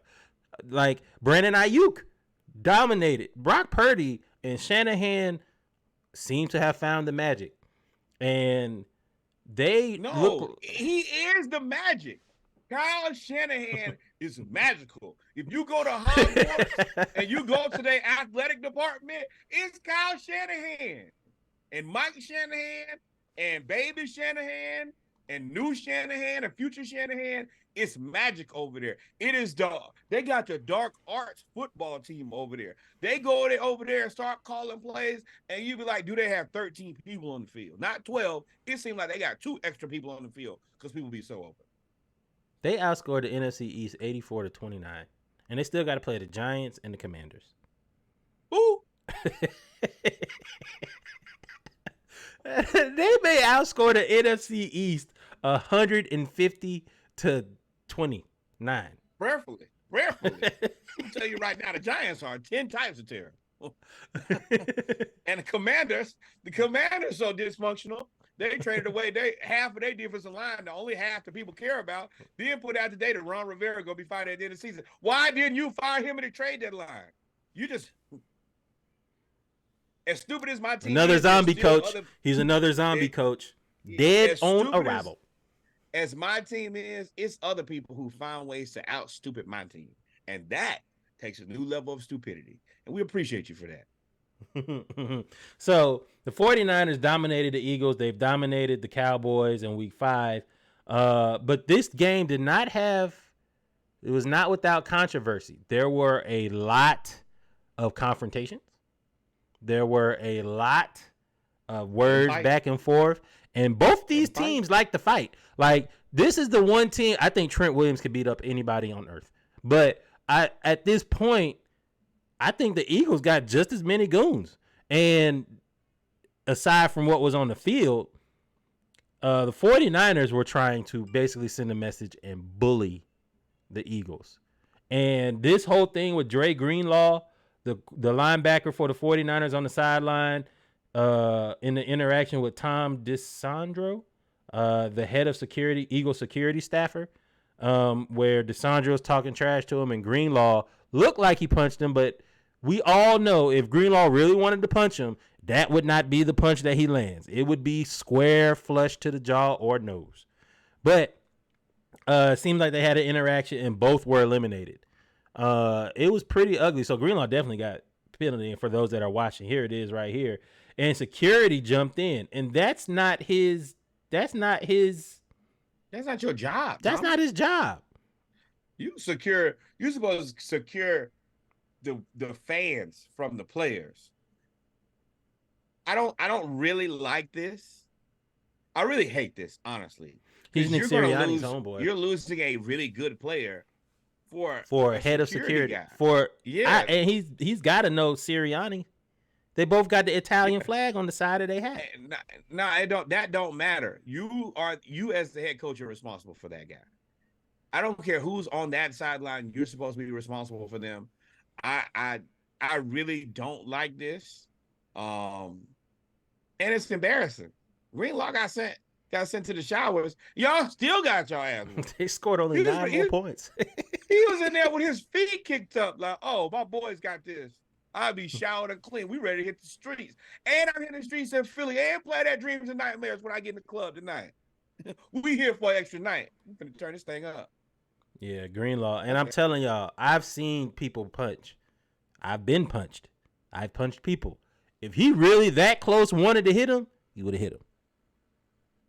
Hey, Greenlaw, next time I think you should put your hands on him. If you're going to get ejected, you're going to get suspended, might as well, whatever. You're going to get fined, too. We don't support violence, but we do support peace. Do. We do it every week on the pregame. We do support violence. Every week on the pregame. I wasn't trying to tell everybody, Reggie. Here you go telling the world. So Kyle Shanahan responds and says he just can't believe that someone uninvolved in a football game can taunt our players like that and put their hands in our guys' faces, and then we'll be the ones that are suspended. He's right. Ejected. Right. I don't think Greenlaw should have been ejected because you can't call a penalty on that. How can you eject a player for a penalty that you can't call? And you can't call. And man, let him fight. Since you want to put your fingers all in his face, get right on over there. You know what? Y'all should get over there for 10 minutes and not even 10 minutes. 3 minutes. Have you been in a 10-minute fight? Shit, that's the reason I said no. You're 3. Greenlaw, tell that old ass. You whoop the ass out there playing with Greenlaw. You only need one good punch from him. Them linebackers with 49ers are nothing. In peak physical condition. They punch and bad shit crazy. Like, they're not just regular linebackers. They're notoriously like, this defense is with it. Nah, bro. Let them fight next time. And let him whoop his ass next time. I'm for all of that. Yeah, man. So that was the game of the week. Now the Eagles, more ass whoopings. The Eagles are in the midst of their hardest stretch of the season. I think they play Dallas next week or in a couple of weeks. And I think they still got to play the Giants. They have one more team to play. So overall, the Eagles are still in a good position. But now the 49ers are on the tiebreaker for the number 1 seed. And that, remember, it's only 1 bye now. It's no 2 byes. That's my biggest frustration with this whole situation is like Eagles fans are like, you got Eagles fans of one or two things. Either like freaking out or not acknowledging that they got their ass whooped. Those are the only 2 Eagles fans. Nobody's just like, okay, we lost, but it's fine. It's either, hey, the season is over, or they just nothing happened. And neither one of those are true. You still got a good season, everything is fine, but at the same time, y'all got your ass tore up now. Y'all need to sit down with that and think about it for a long time. I will say it's funny. I now understand how people watch and laugh and enjoy me talk about the Tanks, because seeing our friends that are Eagles fans and Cowboys fans go back and forth. Back and forth. They're in here right now. It's Kev and Sneaky right now. Nope. Please clip this, and we're gonna put this on here. My line brother Zach talks so much trash about the Eagles and how good they are and how they're the best team in football. The 49ers don't stand a chance, and buckle up your chin strap. to watch them be taken out at home and shellacked in this type of way. Oh man. And the thing is, you talk so much trash, you can't even come back and be humble because people only want to see they're playing for your downfall now. And nobody's going to take it easy on you. And yeah, you better hope Jalen Hurts is the best quarterback in the NFL. That's all I can tell you. That defense, and they missing players. That defense, now I will say, if they play again, I would expect that game to be much closer, more of a football game, because the 49ers were pumped up for this game. This was circled. They've been talking trash. They talked about it all off season. They talked about it during the season. They was whooping teams' ass and saying, yeah, but when we get to the Eagles, though, y'all finna see something. They've been doing it. So this was been highlighted on their calendar. If I whoop somebody's ass in the streets and you wake up in the morning and tell me, hey, if we fought again, I'd win. I don't care. I don't want to hear it. The fight with me and you knuckled up, I won. Hey, whatever you want to believe or think or whatever helps you sleep at night, cool. But the last time do play that me and you got together, it was only ass whooping. That's it. Next time I see it in. That's it. But don't wake up in the morning. If we do it again, then I'll probably, well, hey, I might not be interested in doing it again. I might be ready to take my W, go home. I will say Shaq Leonard did sign with the Eagles today. It was between the Eagles and the Cowboys, so that adds a little bit more fuel to the fire there. And they play Sunday night coming up. I knew I was right. So that will be an interesting game. They play the Cowboys, right? Cowboys are going to be victims. Yep. You got a motivated Eagles team now. At the wrong time, and Cowboys, you guys are fragile as China. Well, we're going to see about Dak now. Dak and CD. Ever since I said CD Lamb a liar, he been like, okay, I'm going to make you a liar. Scammethy. Scammethy. I like what they're doing. I like that I can tell people that y'all need to respect Dak a little bit more, because I think that Dak gets a raw deal. I think that Dak has been an excellent draft pick for where they got him. Now, and I don't blame the overpay on him. I blame the overpay on Jerry. But outside of that, really, you think? I mean, at this point with the quarterback market it is now, there ain't no overpay. You about to see an overpay. You about to see one. If he keep winning, you sure gonna see one at the end of this season. They already talking about it. They said Dak about to be the highest player. Jerry, hey, bring me some. Hey, back that Brinks truck up again. I know you was tight last time. And this is what happens when you negotiate and play hardball. And he ended up playing through the contract, and now at the right time again, he's outplaying the contract. So now he's about to get paid to be the highest. And y'all paid the Eagles screwed you because you paid Jalen Hurts all that money. So now you got to pay Dak. And don't let Dak win this game. Oh, yeah. And that's the best part about this situation is, like, I get to watch Cowboys fans struggle with understanding what to do with Dak. And they're not going to win a championship. But that they can still beat other teams and make it uncomfortable for them. It's the best case scenario. Hey, Falcons in the playoffs too, baby. You know how they said with the the AFC North? If the playoffs ended today, then the entire AFC North would be in the playoffs. Well, if the playoffs started today, the Falcons would be the top seed of the NFC South. Respect my team. We done here. So in the AFC game of the week, the surprising game of the week was it's not a surprise. If you go back Saturday Morning Live, if you like to go back and look to see if we write about stuff, I told y'all this was the game to watch. This was it. Well, what I'm saying is at the beginning of the year, in the way that you would have never thought Texans Broncos would have been the game of the week, any week, right. 1 through 17.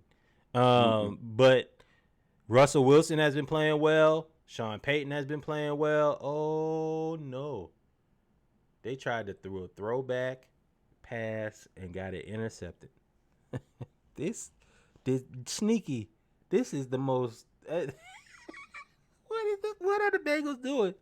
How do you throw an interception on a lateral? Reverse double pass. Norwood, you out? You. Do you hate yourself? This is self-hate. There was no need for this. Why in the hell would you do this? There is no logical, reasonable, respectful reason for you to do this. Ladies and gentlemen, we are talking about, I told y'all we have live reaction to Monday Night Football as well, where the Bengals and the Jaguars are playing. And the Bengals, in the first half, or is it the second half now, have run their second double reverse flea flicker. And this time, it got intercepted before they could throw the ball down the field.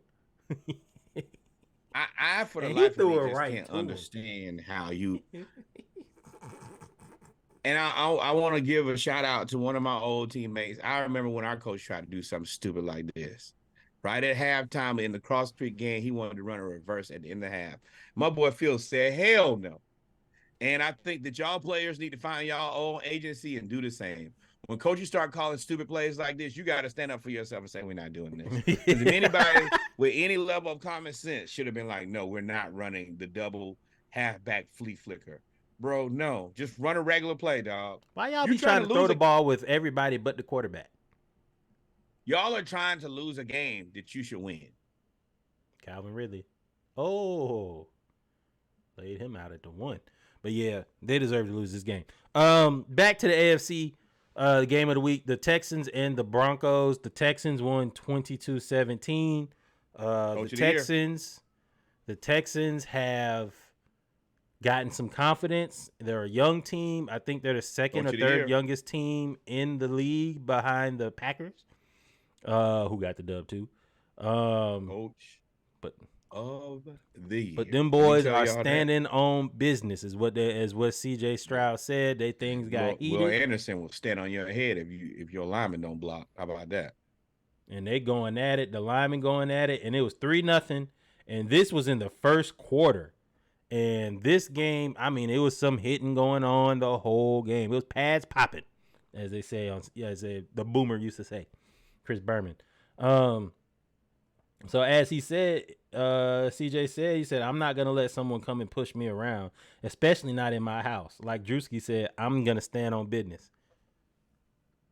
I love that he said that. He knew that was going to get clipped up. As soon as you say something like that, you know that. But even that, the fact that you have, oh my God, this is so awful. Oh, they called it a touchdown? Okay. This is like Barnum and Bailey circus on Monday Night Football. Is this a stupid off? Is this a stupid off? This got to be a stupid off. Oh my God. The Jaguars just tried that's a touchdown. Yeah, that's a touchdown. But anyway, back to it.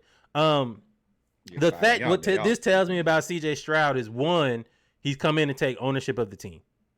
Off top. This is my team. And this is my house.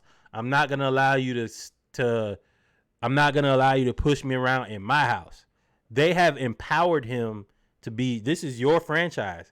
And it seems like, and boy, this just makes the Panthers look dumber and dumber. Seems like he is the leader of the franchise that you need. From the way that he carries himself, the way that he leads, the way that he meshes with the coaches, the fact that he has prison reform on his cleats, he's very in tune with the community, he's very down to earth, he's God-fearing. Like anything you could want in a leader in American society is what you want in CJ Stroud. I like it. I like CJ Stroud. He's in the right situation at the right time. And the best thing that I can say is I hope he takes advantage of it. You got the right coach. He's the right guy. I think he's coach of the year. You know, people are like, oh, look at the Panthers. Look at Houston. Houston has a roster of players who are young, but very interesting. Steemley, Petre, Mechie, Pierce, Stroud, Will Anderson. They got it. Nico Collins had 9 catches for 170-something yards and 2 touchdowns. Like, all of those guys are well. Unfortunately, though, Tank Dell ended up having his season. He was on pace to basically be the runner-up for Offensive Rookie of the Year behind the quarterback. But his season is now over. He had a fractured fibula after he scored a touchdown. So thoughts and prayers, T's and P's out to Tank Dell as well as the Houston Texans. He was visibly distraught and sad. They put his leg up immediately. Now, what I don't understand is why they ain't put no soft cast on there early. They just holding the leg. Where the soft cast at? They got a soft. They got a soft cast. Where the soft cast? Yeah, you're right. I mean, you're correct. I don't have another answer for that other than you're right. This is disappointing, man. But heal up. And this team, once they get everybody healthy at the same time, this is the team you're going to want to avoid.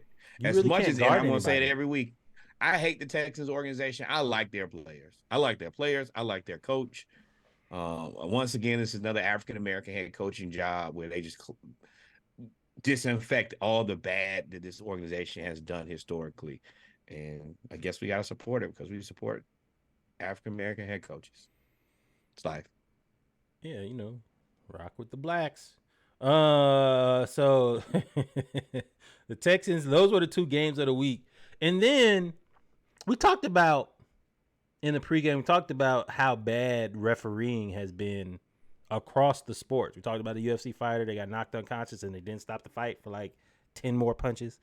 We talk about baseball, how they were going to do away with umpires and bring in artificial intelligence to cut down on the errors made.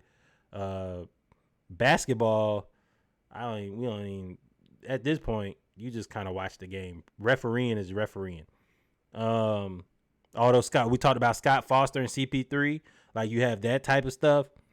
Well, the Packers, the NFL had to get in on it because the Packers versus Chiefs game on Sunday night, I don't know. I counted 5 or 6 missed calls in like 1/2 of a quarter. Look at they are running the ball.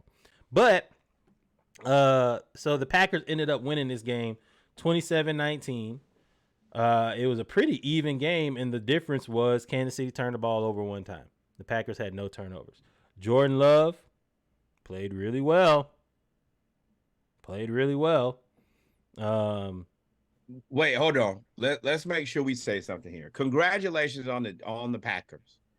You found your new quarterback. You've had the best luck, and I'm going to just say it's got to be luck to continuously find your quarterback right when you need him.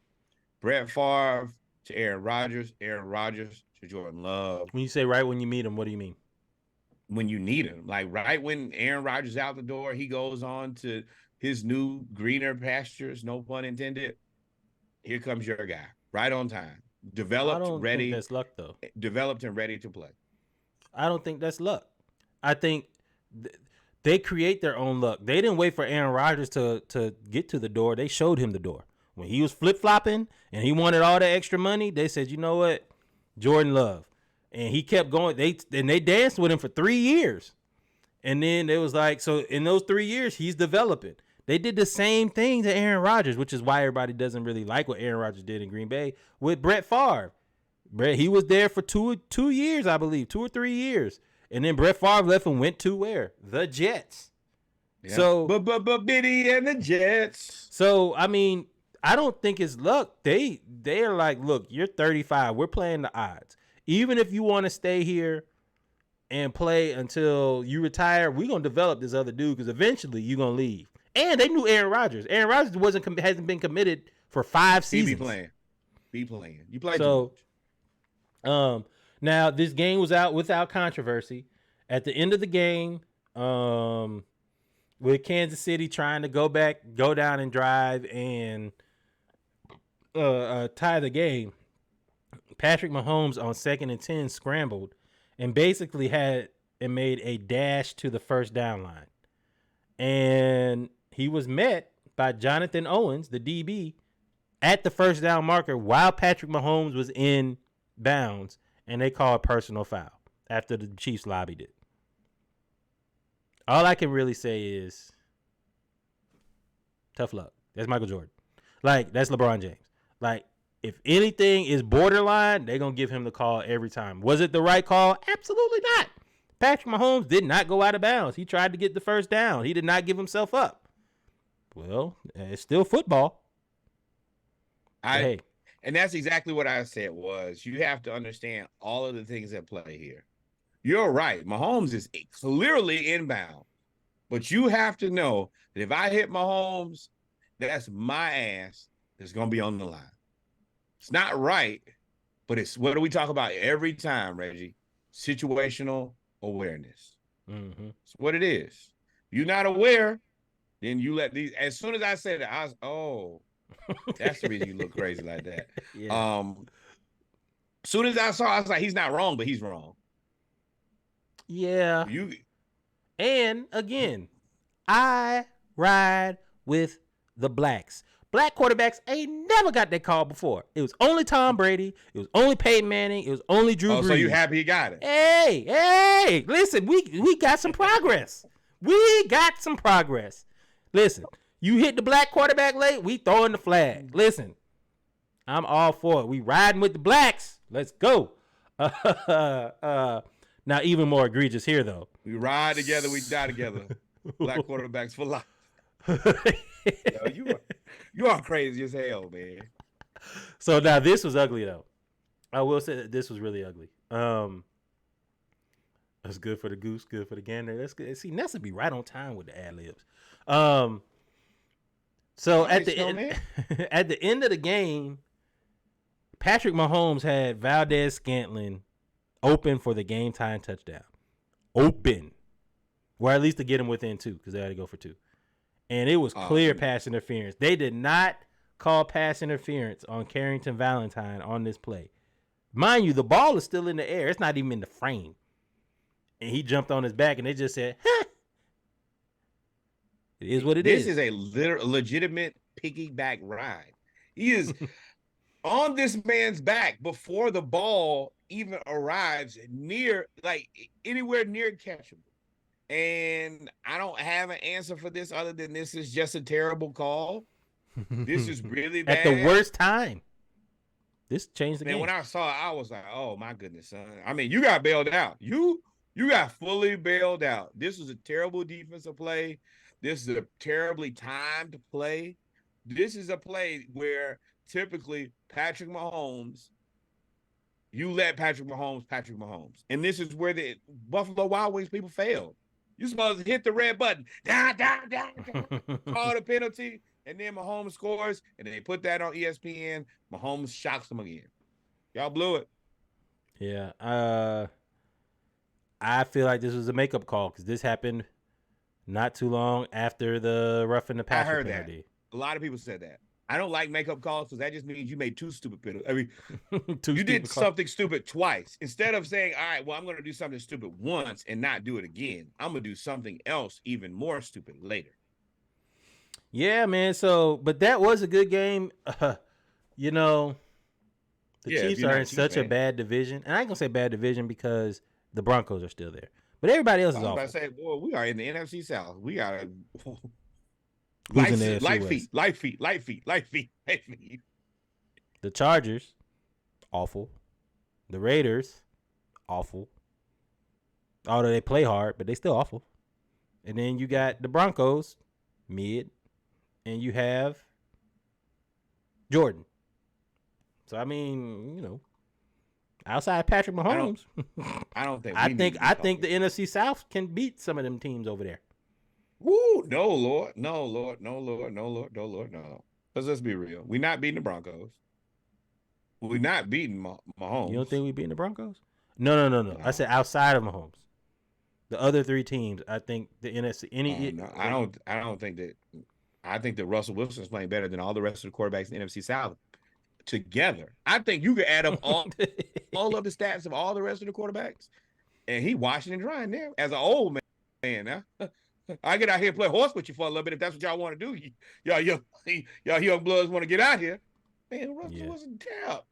Baker, Ritter, Heineken, Bryce.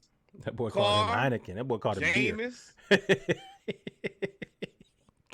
Anybody can get it. Let's be real here. I ain't playing with the OGs like that. Y'all got it. Yep. But moving on, man, the rest of the league. So we gonna talk about this team in the the Pittsburgh Steelers. They beat the Patriots, but we ain't really talking about them. The Pittsburgh Steelers. Oh, I'm sorry, wrong one.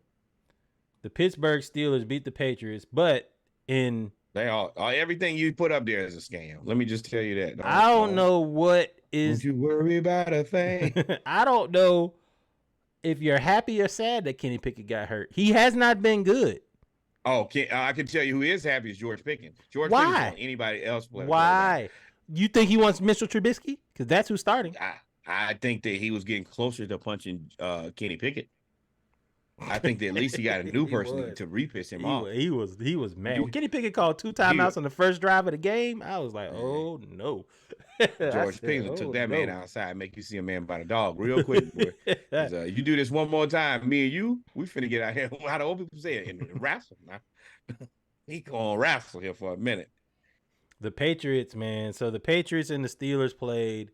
That was the Steelers won. Somehow, Mike Tomlin and the Steelers are in second place in the division with Kenny Pickett at quarterback.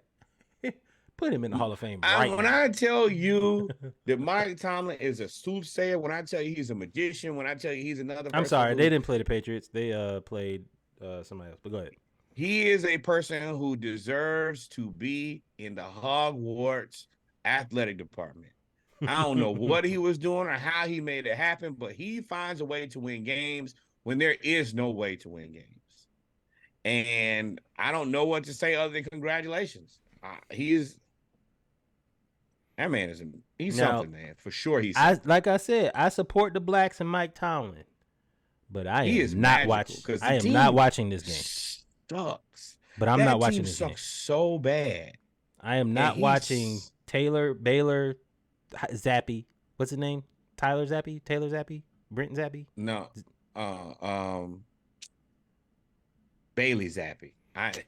One of them, Taylor, Baylor, Bailey. It was. You need to change his name to fourth quarter because that's the only time he play. When Mac Jones get fired, he be like, "Hey, bring Zappy out here. We need him." Coach, don't call. You gonna watch Zappy versus Mitchell Trubisky on Thursday Night Football? I may watch this game to laugh. This is the game that you kind of laugh and bet on. You be like, "Oh, let's see how stupid this can be." We should bet a 6 on this game. And wait. Let's stay here for a minute. What can we do here with this?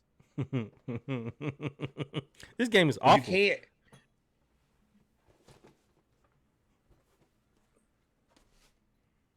All right, we have 2 incompetent offenses. For every 10 points, a shot. Taking on Monday night. I am off on Friday. Oh, taking on Monday night. I am not off on Tuesday. But for every 10 points, I mean, how many shots do you think you're taking? You think you're taking? Well, we can't take that many because the Patriots are the first team since 1938 to lose 3 straight games. That's the reason I'm trying to I think we can bet something here, and it can be safe because they don't score no. That's the opposite of that's the Iowa game bet. You be better to bet for every scoreless quarter you take 2 shots. No, I don't want to hurt myself either. That's gonna be hell to pay. That's the reason I was like, all right, we can find us a good old man gentleman bet here and just make it happen. But I did want to bring this up while you think of a bet. I did want to bring this up because Bill Belichick is stabbing himself in the heart over and over again. If Bill Belichick decides to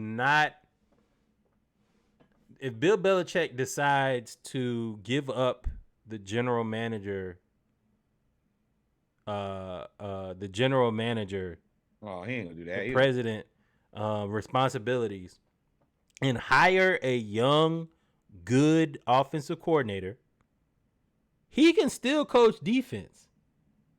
Now, who he played wasn't great, but you still held 3 teams to 26 points. You didn't allow more than 10 points on defense with a roster where, hell, your first round pick is hurt. We don't know anybody else on that team. I can't name anybody else other than Matthew Judon on that defense? Nobody. Oh, he's hurt with Christian Gonzalez. Well, I said he's hurt. I said your number one pick rookie is hurt. So there's nobody else on that defense that you can say is on that team. Bill Belichick defensively is coaching pretty well. But, boy, you look so bad with them First with no offensive coordinator, then with offensive coordinator, then you decide to play Mac Jones, then you went and got Bailey Zappi, then you did bench Mac Jones, then you play Bailey Zappi, then you bench Mac Zappi, you go back, you might as well run the wing T. When you do all of that. It's the fact that you always go fight. Like, Mac Jones going to get fired in the third quarter of every game. Bro, they lost 6.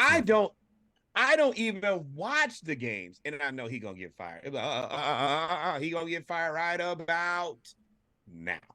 Fired, son. So yeah, for me, it's just become par for the course. Mac better hit that transfer portal. That's what they about to tell you, because you ain't about to get traded. You gonna be what you are is a socially acceptable Anglo-Saxon human. So you better just disappear into the background. Did you see the Instagram post of him as a real estate agent? And it said, this is his next move. Well, you know how I feel about Bama quarterbacks. They the best. Nobody going to own a dealership quite like a Georgia quarterback or a Bama quarterback. Amen. And I'm gonna throw Florida in there too, because Chris Lee actually has a dealership. But yeah, if you're an SEC quarterback, you're probably going to own a car dealership in whatever town you probably won a championship in or you had the most success. Yep. The best of times is the worst of times. That's all the time you got, my friend.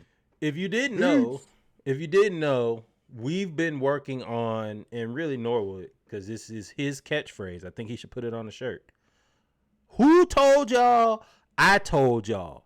Norwood says that every time that a point of his is proven. And I'll try not to say that a lot, but there's one team I'm going to say it about every damn week, because all you bums down there below the sea level decided to come in my inbox and say that the Saints was going to beat the Falcons and you out of your mind. And I told y'all, I've been telling y'all, it's the same thing. Y'all are insane. Y'all keep doing the same thing, expecting different results. The Saints lost to the Lions again. I lost to the Lions, which is closer than it should have been. It was 21-0 with 6 minutes left in the first quarter. And Michael Thomas, who I told y'all was going to get hurt. I told you. Is out for the year. They have to rely on Chris Olave, who's coming back from a concussion. And on top of that, Norwood told y'all about Derek Carr. And you know why? And now the rest of the league is starting to catch up about Derek Carr, because what? He got booed while checking in for a non-quarterback playing quarterback. You know what? This is... I've never seen anybody really consistently stop that play. Exactly. Boo. The fans here are booing. That's the one thing that has worked so far today. First of all, I want you to understand what that man just said. He said the best motivation that your team has had all game is your own fans booing. That's time for me to put my wine away for the night. I'm done drinking. I got this one last glass, but I want to be sober enough to celebrate you guys being terrible. You had no business paying this man. He was a bum in Las Vegas. Somehow they found an even worse alternative. That in itself is an accomplishment and a failure at the same time. And let's look up and see what we pay. Not we, because as bad as my quarterback is, we're not paying him a ton of money. That makes me feel a lot better about my team, and it allows us to spend money other places. But let's see exactly what the Saints are getting and what they're paying for here, ladies and gentlemen. Stand by. Ooh, 4 years, $150 million for Derek Carr. Let me tell you, he still has that left. How many years left on the contract does he have? Oh, y'all don't have an out until 2026. So thoughts and prayers, but we're not thinking or praying of you right now. We're thinking of praying, Preying on you. Oh man, I love about to get fired. This is best case scenario. Best case scenario. Told y'all, Louisiana folks don't play about it. Hey, and I'm gonna tell you, $30 million next year. How does that gonna feel? Dead cap, $60 million. Dead cap next year, $52 million. Cap hit next year, $35 million. 2025 cap hit, $45.7 million, baby.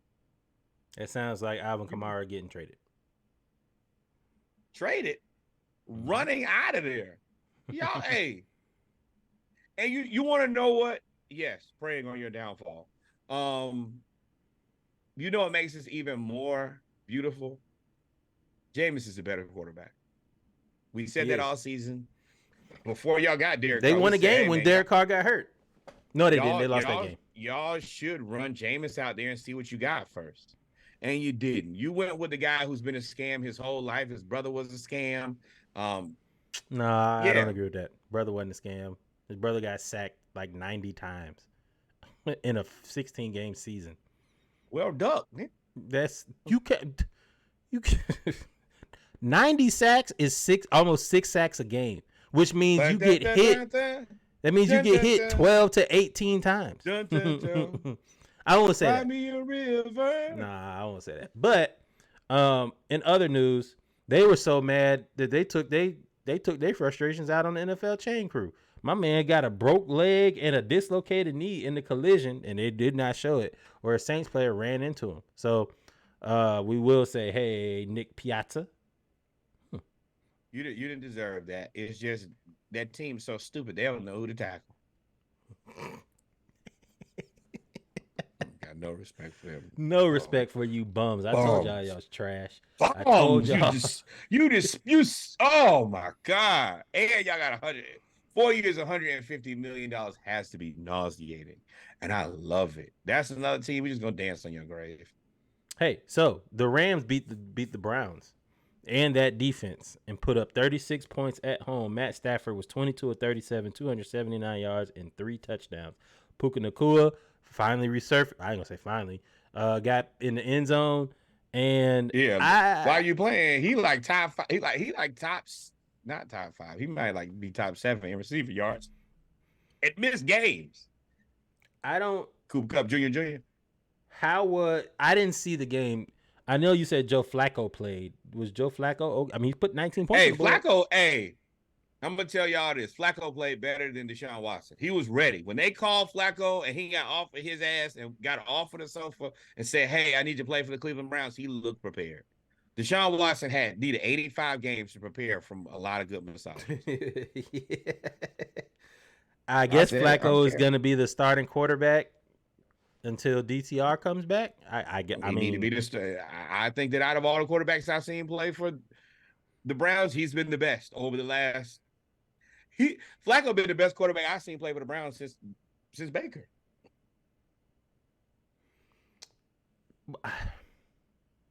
I don't know what the Rams are though. I don't know. Oh yes, you do. You saying that you don't know what they are means you know exactly what they are. They're a train wreck. Mid. No, they're not even mid. They're in a situation where they have to figure out what you don't have any basis for a future in this team. Everybody was laughing when they was like, key, fuck them picks. Now what you got? You have no it paid off because they got the ring, but after that, like, I hate that it paid off, that you got the ring. I think that there is a world where you could have kept your team. I mean, you could have kept your quarterback, you could have kept your picks, and you could have had a future. Now, you got the ring, so congratulations, but you have no future. You have nothing. But, I mean, you hit on Puka. You got Puka Nacua? You didn't hit on Puka Nacua. Sean McVay can make anybody into a world beater. I'm keep trying to tell y'all that. And that's not a side to Puka Nacua, because at the end of the day, he's executing on the game plan that has been provided to him.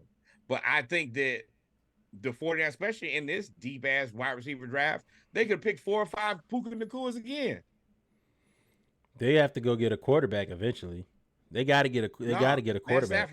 That's your future. What's his contract? What's his contract? POP hold it down. They're not gonna renew him.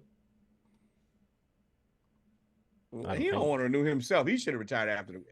I'm a firm believer he should have retired after the Super Bowl. Oh boy, you want to know what he get paid next year? $31 million. How many more years he got? They have it out to 2026. $31 million, $27 million. Woo!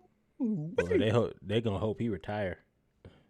They gonna hope he retire before that. Would you retire with $58 million No.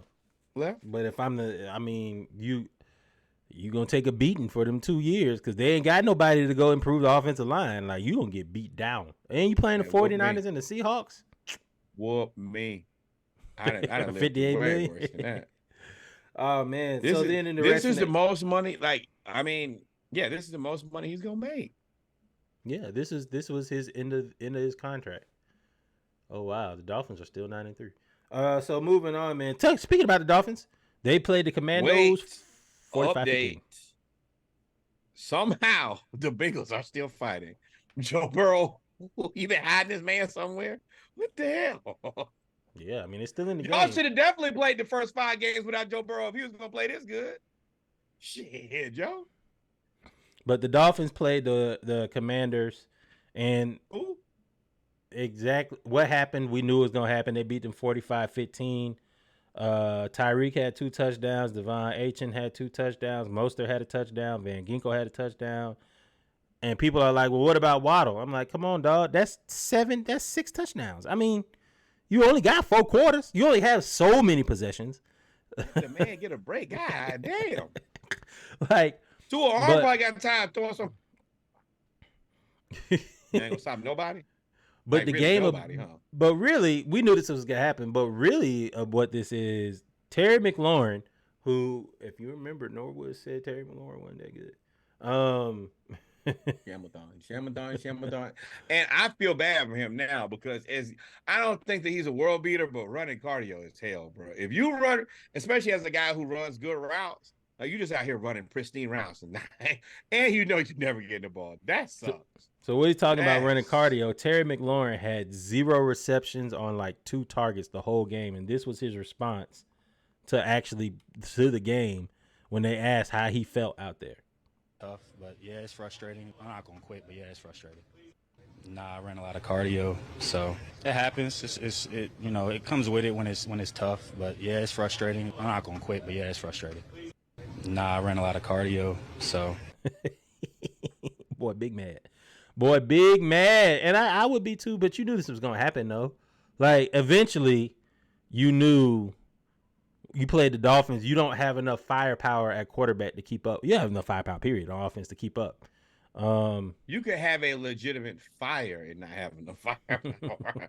You could be out there with a flamethrower and not have enough. Speaking of fire, Ron Rivera. That's what Reggie is, an asshole. Ron Rivera, I call this the zombie coach. The coach that knows they're going to be fired at the end of the year, but due to their pride and to their commitment and loyalty to the team, they are going to allow, or he's asked, or they're going to allow Ron Rivera to coach the rest of the season. And we knew this was going to happen. We said earlier in the podcast, hey, they traded away arguably two of your best defensive players in 2 days. That means, as a defensive coach, you're out of there. My starting defensive line, and then ask me to come to work. I'm going to tell you to hold a certain part of my body. And if you know what that is, then you know what it is. If you don't, for me, I'm less than Val. At the end of the day, I want y'all to understand something. I'm less than Val, son. That comes with a certain level of respect. And when I feel like disrespect has got to a paramount point, I gotta let you know that you gotta get the hell away from me. Yeah, and Ron Rivera's dead man walking. They're probably go home and spend time with your family, Ron Rivera. Get your rest. You know what you finna do when you finna quit a job. Now, Reggie has been an excellent company man. He worked with this company for a very long time. Me, I consider myself a mercenary. When it's time for me you're to in a go mercenary industry, though. You in a mercenary industry. Yeah, that's too fair, very fair. But when it's time for me to go, I ain't doing nothing but preparing a resume and gathering my things. And I'm doing them at the same time. I'm scooping and writing. I don't want to leave nothing behind because y'all won't see me again. That's it. And Ron, you need to be scooping and writing. Boy, they about to, what you mean? It's scooping. He don't need to do nothing. They about to out by 5 that man. Listen, on the last day, he gonna key card himself out. Bloop. Hey, I left my. No, you didn't. Don't even worry about it. Bloop. I don't know why you will wait. Don't wait. Oh, Sacramento gave up the lead. Pelicans back in this. Okay. Hey, shout out to Adam Silver. I'm a skeptic. If y'all know anything about me, oh Lord, my natural position and opinion in life is skepticism. I was skeptical about this in season tournament. We got looks like we're gonna get our second playoff game of the night, fellas. Yeah. And ladies, shout out to Nesta. We support women who support sports. So yeah. And finally, to end it all. Oh, my bad. Finally, to end it all, the Colts won. They beat the Tennessee Titans 31-28. Michael Pittman Jr. He keeps flashing. 11 catches, 105 yards, game-winning TD. Samson. Now, this is, I believe, the second game after cutting Leonard. Samson Ebukam had 2 sacks. He's been playing well. And Shane Steichen has them in the thick of a playoff run as the Indianapolis Colts. That is impressive. Now, and they are right there with the Texans, if I'm not mistaken. I want to be very clear when I say this. Number 1, Philadelphia. You miss this guy. Mm-hmm. You miss him. You miss him. You miss him.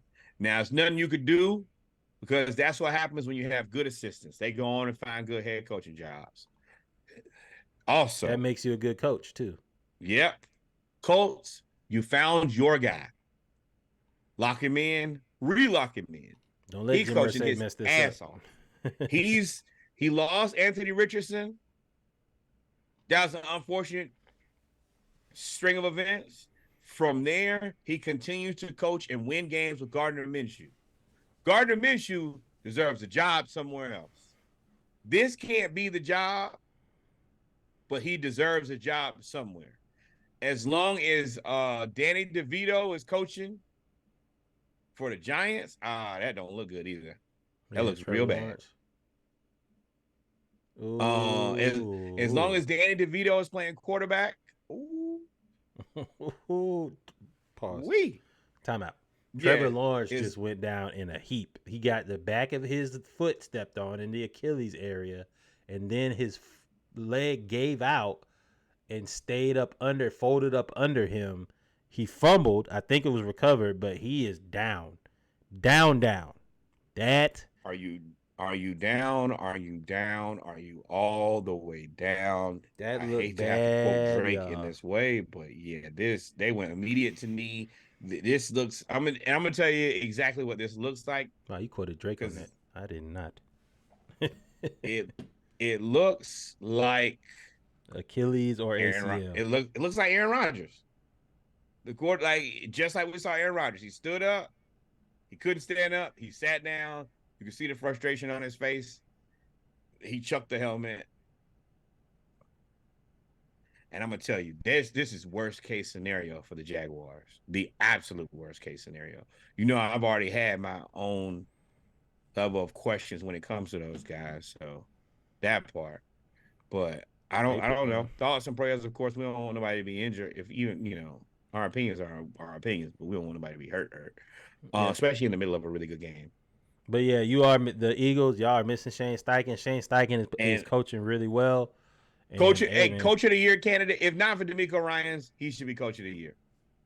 And if he wins the division, it's a dog fight because he's doing the Gardner Minshew. You're doing it with CJ Stroud. And I will say, to end it on that, to end the football segment, we've come to the end of the football segment of episode 131 of the SplashCast, the Around the League edition, Monday night. Raw, we appreciate y'all for tuning in. Like, follow, subscribe. Yes, that was an infomercial. But shout out, we don't like, what's the owner, Irsay? We don't like him. But and we don't like the Houston Texans owners, but they got some good operations in place. Them GMs, they made the right hires. They're making the right moves. They're making the right draft picks in terms of the Texans. They're making the right audibles and adjustments in terms of the Colts. That's what happens when you have good leadership and your coach is in tune with the general manager. Boy, that looks bad. Ooh, they keep showing it. Dang, they keep showing it. But ladies and gentlemen, we come to the end of the football segment. Y'all stay tuned. Give us about 30 seconds. Listen to the SplashCast 24 pack. We'll be back with our final segment, our hoops football around the league. Y'all stay tuned. Look like he was all right though. Yeah, I don't think it's that bad. I think it don't look. The knee collapse is what's scary. And the rest of the action. Yep. And they missed the field goal. We'll be right back, y'all. Y'all stay tuned.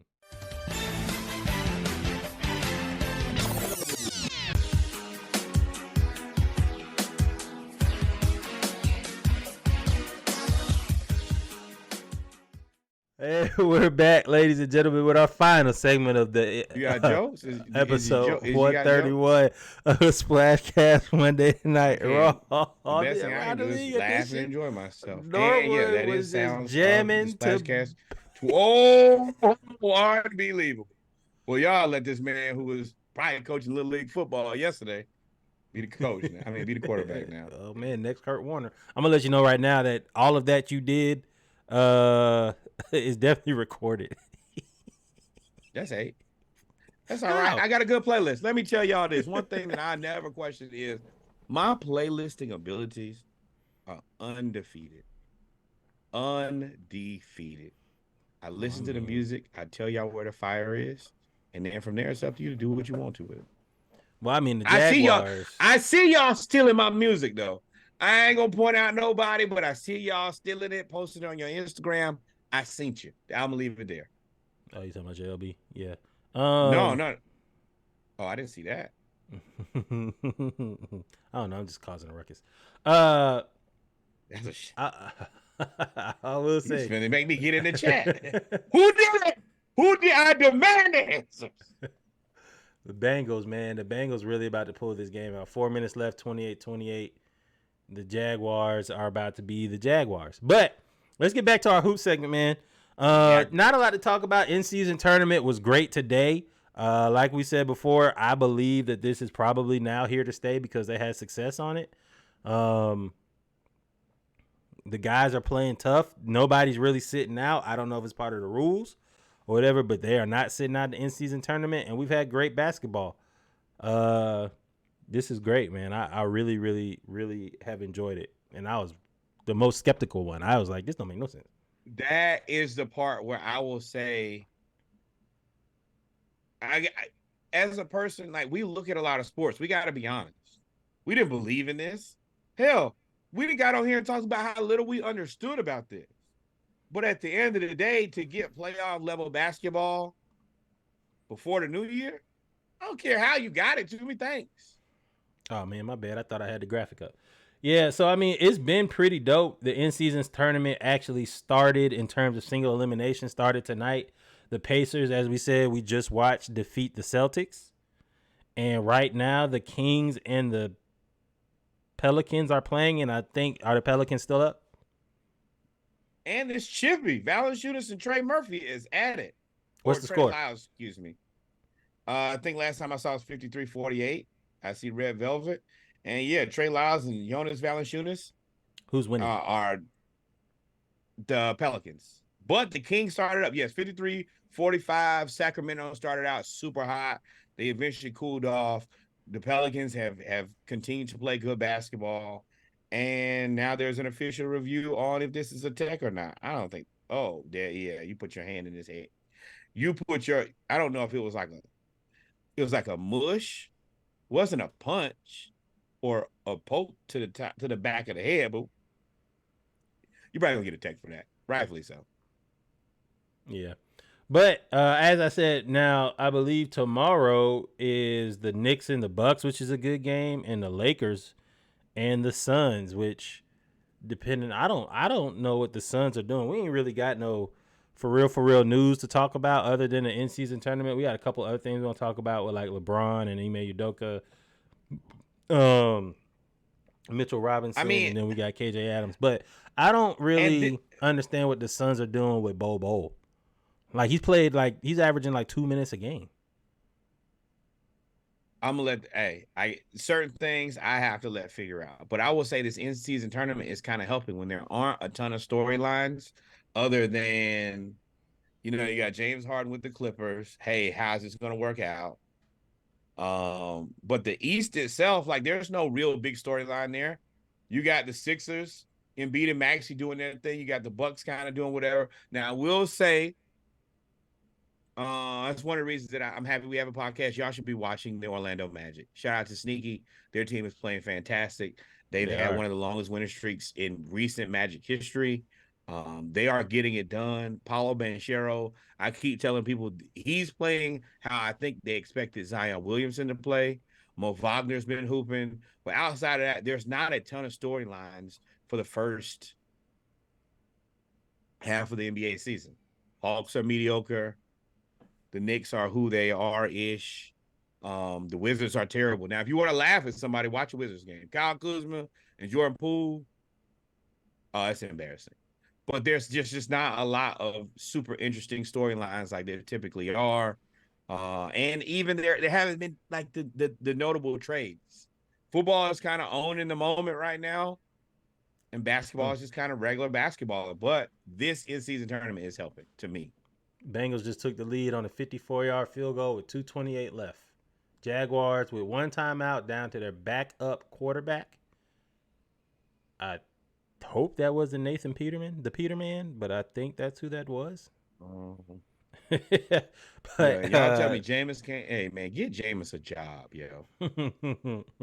But back to basketball. So we're gonna talk about signing some uplifting stories. So Kansas is probably the Big 12. Them and Baylor are the Big 12 darlings of basketball for that conference.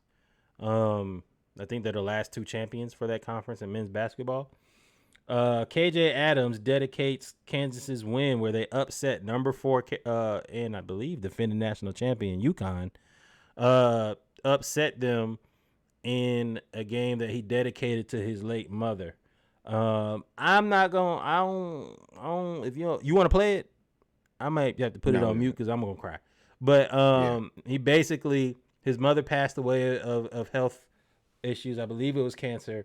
He decided to play in the game because he wanted to be there for his team, and his mom would have wanted him to play. And he played the game, and he had to be at the funeral and fly out from Kansas to Texas to be at the funeral by 11 a.m. And Bill Self was beside himself. He was so emotional. And what I took from the video was Bill Self said, this is the true reason of why you play sports. He said the accolades, the winning, the money is everything. But this kid, KJ Adams, will never forget how the men in this locker room, the people of this organization and this school and this athletic department were here for him in his toughest time, and that no matter what he goes through, it will never be tougher than what he's going through now.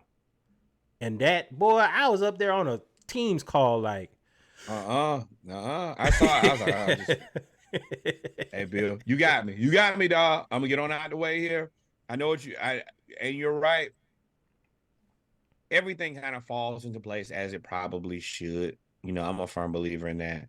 I'm glad that he had the people around him to support him in this time of need. I'm glad that he had a distraction of basketball.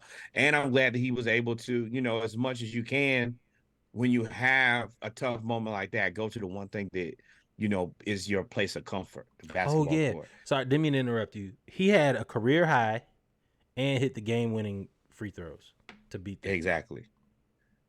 So, yeah, I'm thrilled for him, This is a tough situation, as tough as it can be, for you to have an outlet and have a place to get that off. I'm happy for you, Coach Self. You did your part too.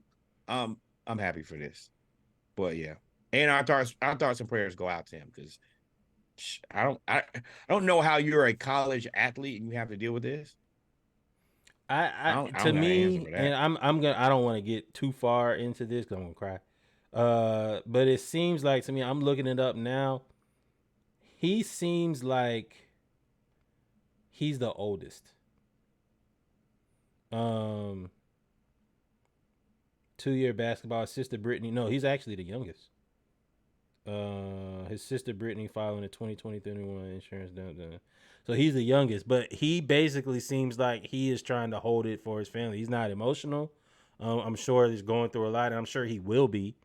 But this is true. This is why you play basketball. This is why you play team sports. This is why, because you're there to help your brother up. So shout out to the University of Kansas. I don't never really go for them. I don't know. Oh, that's CJ Beathard in there. I don't normally go for them, but that's a beautiful story. To keep the beautiful stories going, Mitchell Robinson invited his high school coach to move in with him after his wife died this year. The backstory is Mitchell Robinson and his coach are really, really close. Mitchell Robinson credits his high school coach for getting him the work ethic, and Beathard fumbles, getting him the work ethic to get to the league. What? I think he's been out. Well, his wrist is hurt. Something ain't right. I'm sorry, we just put you in the damn game, man. But I lost my head. Mitchell Robinson moving Mitchell Robinson moving his coach in with him after his wife died, so he didn't have anybody, so he didn't have to grieve alone. Also, Mitchell Robinson visited Butch Stockton's. His name is Butch Stockton. He visited his former coach's wife every day in the hospital when she was sick, and he never posted about it. He never talked about it. He never did anything about it. He just did it out of the goodness of his heart and was a good human. Why'd you do that? Oh, because he fumbled. No, because I fumbled my headphone. Oh. Came right on out the ear.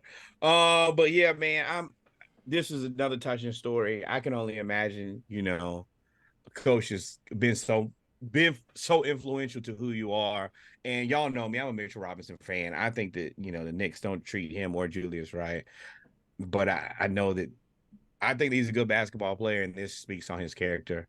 And to hold the person down when they lose that significant other, the person that means the world to them, that says so much.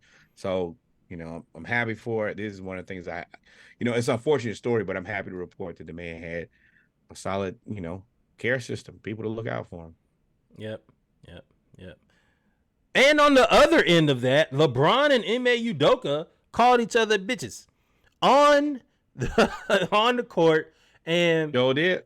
And well, LeBron didn't say it because LeBron, but interesting enough, wow, Mark is a savage for the comment of this Instagram post. He put a gif of Nia Long and said for Friday. But anyway, let me finish.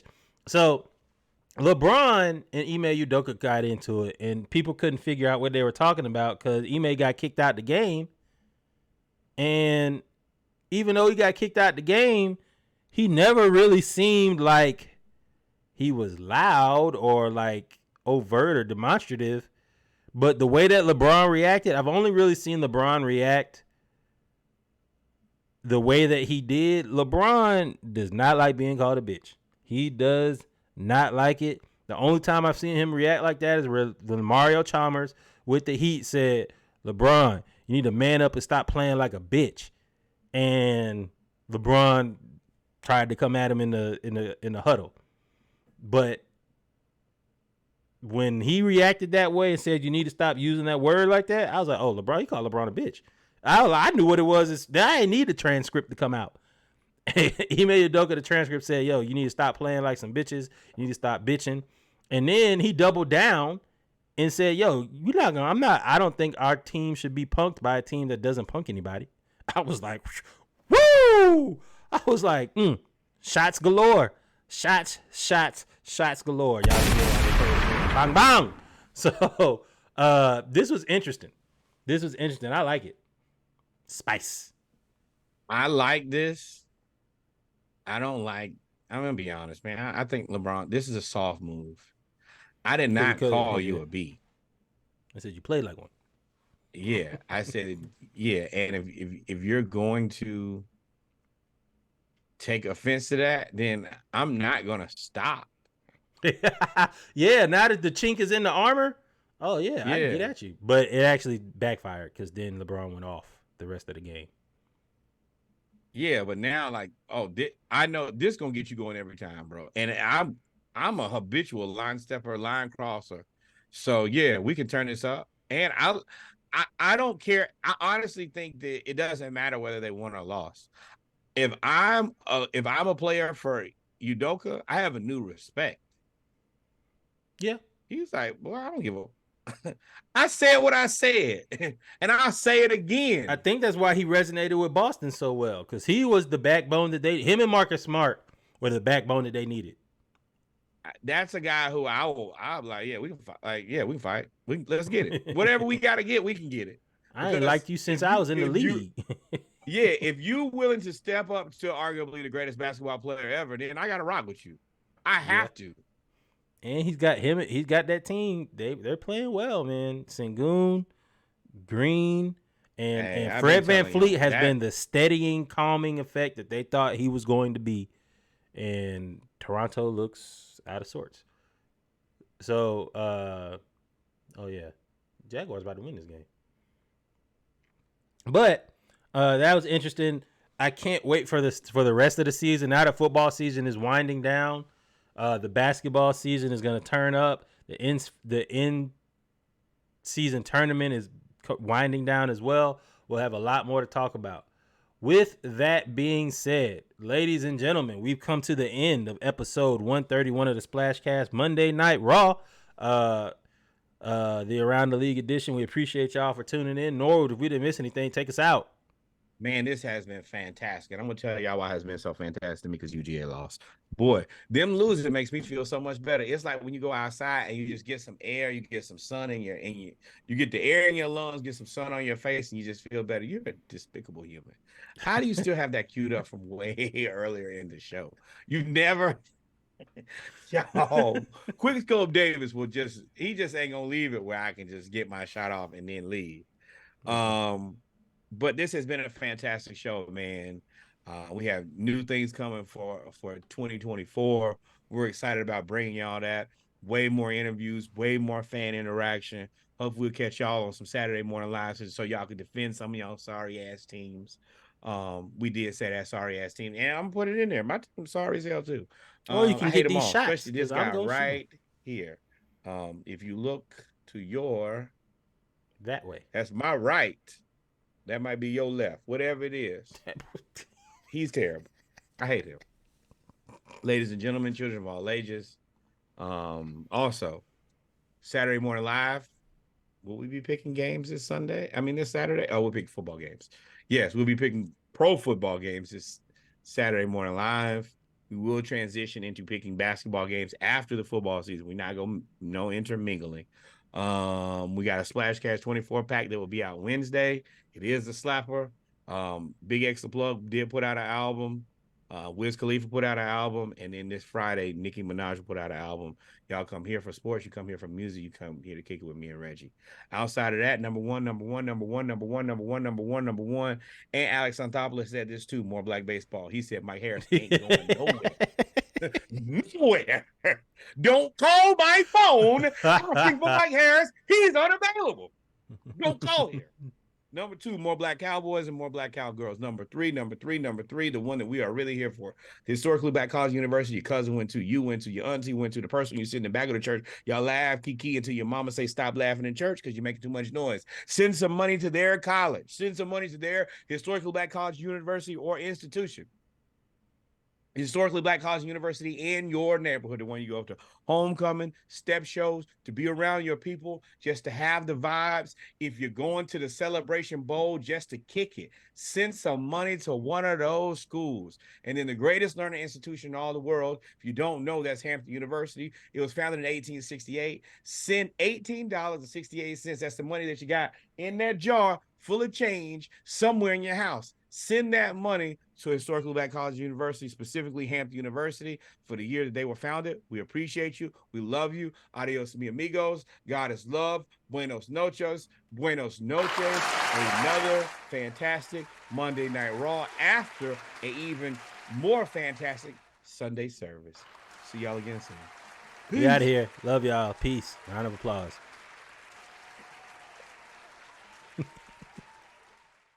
This is the SplashCast weekly schedule.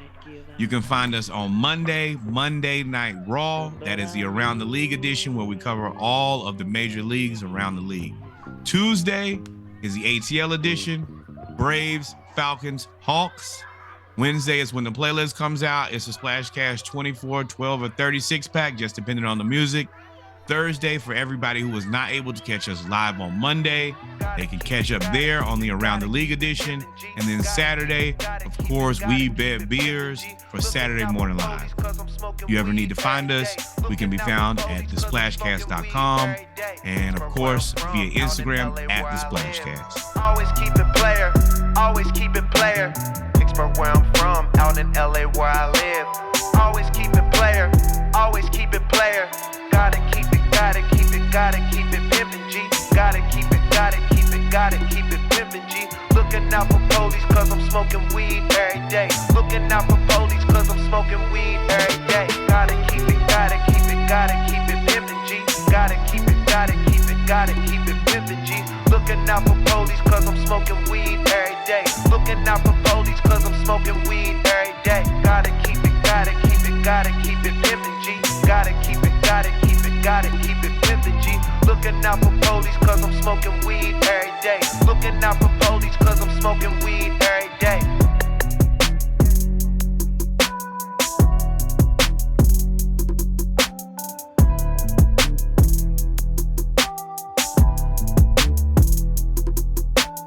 Vicksburg where I'm from, out in LA where I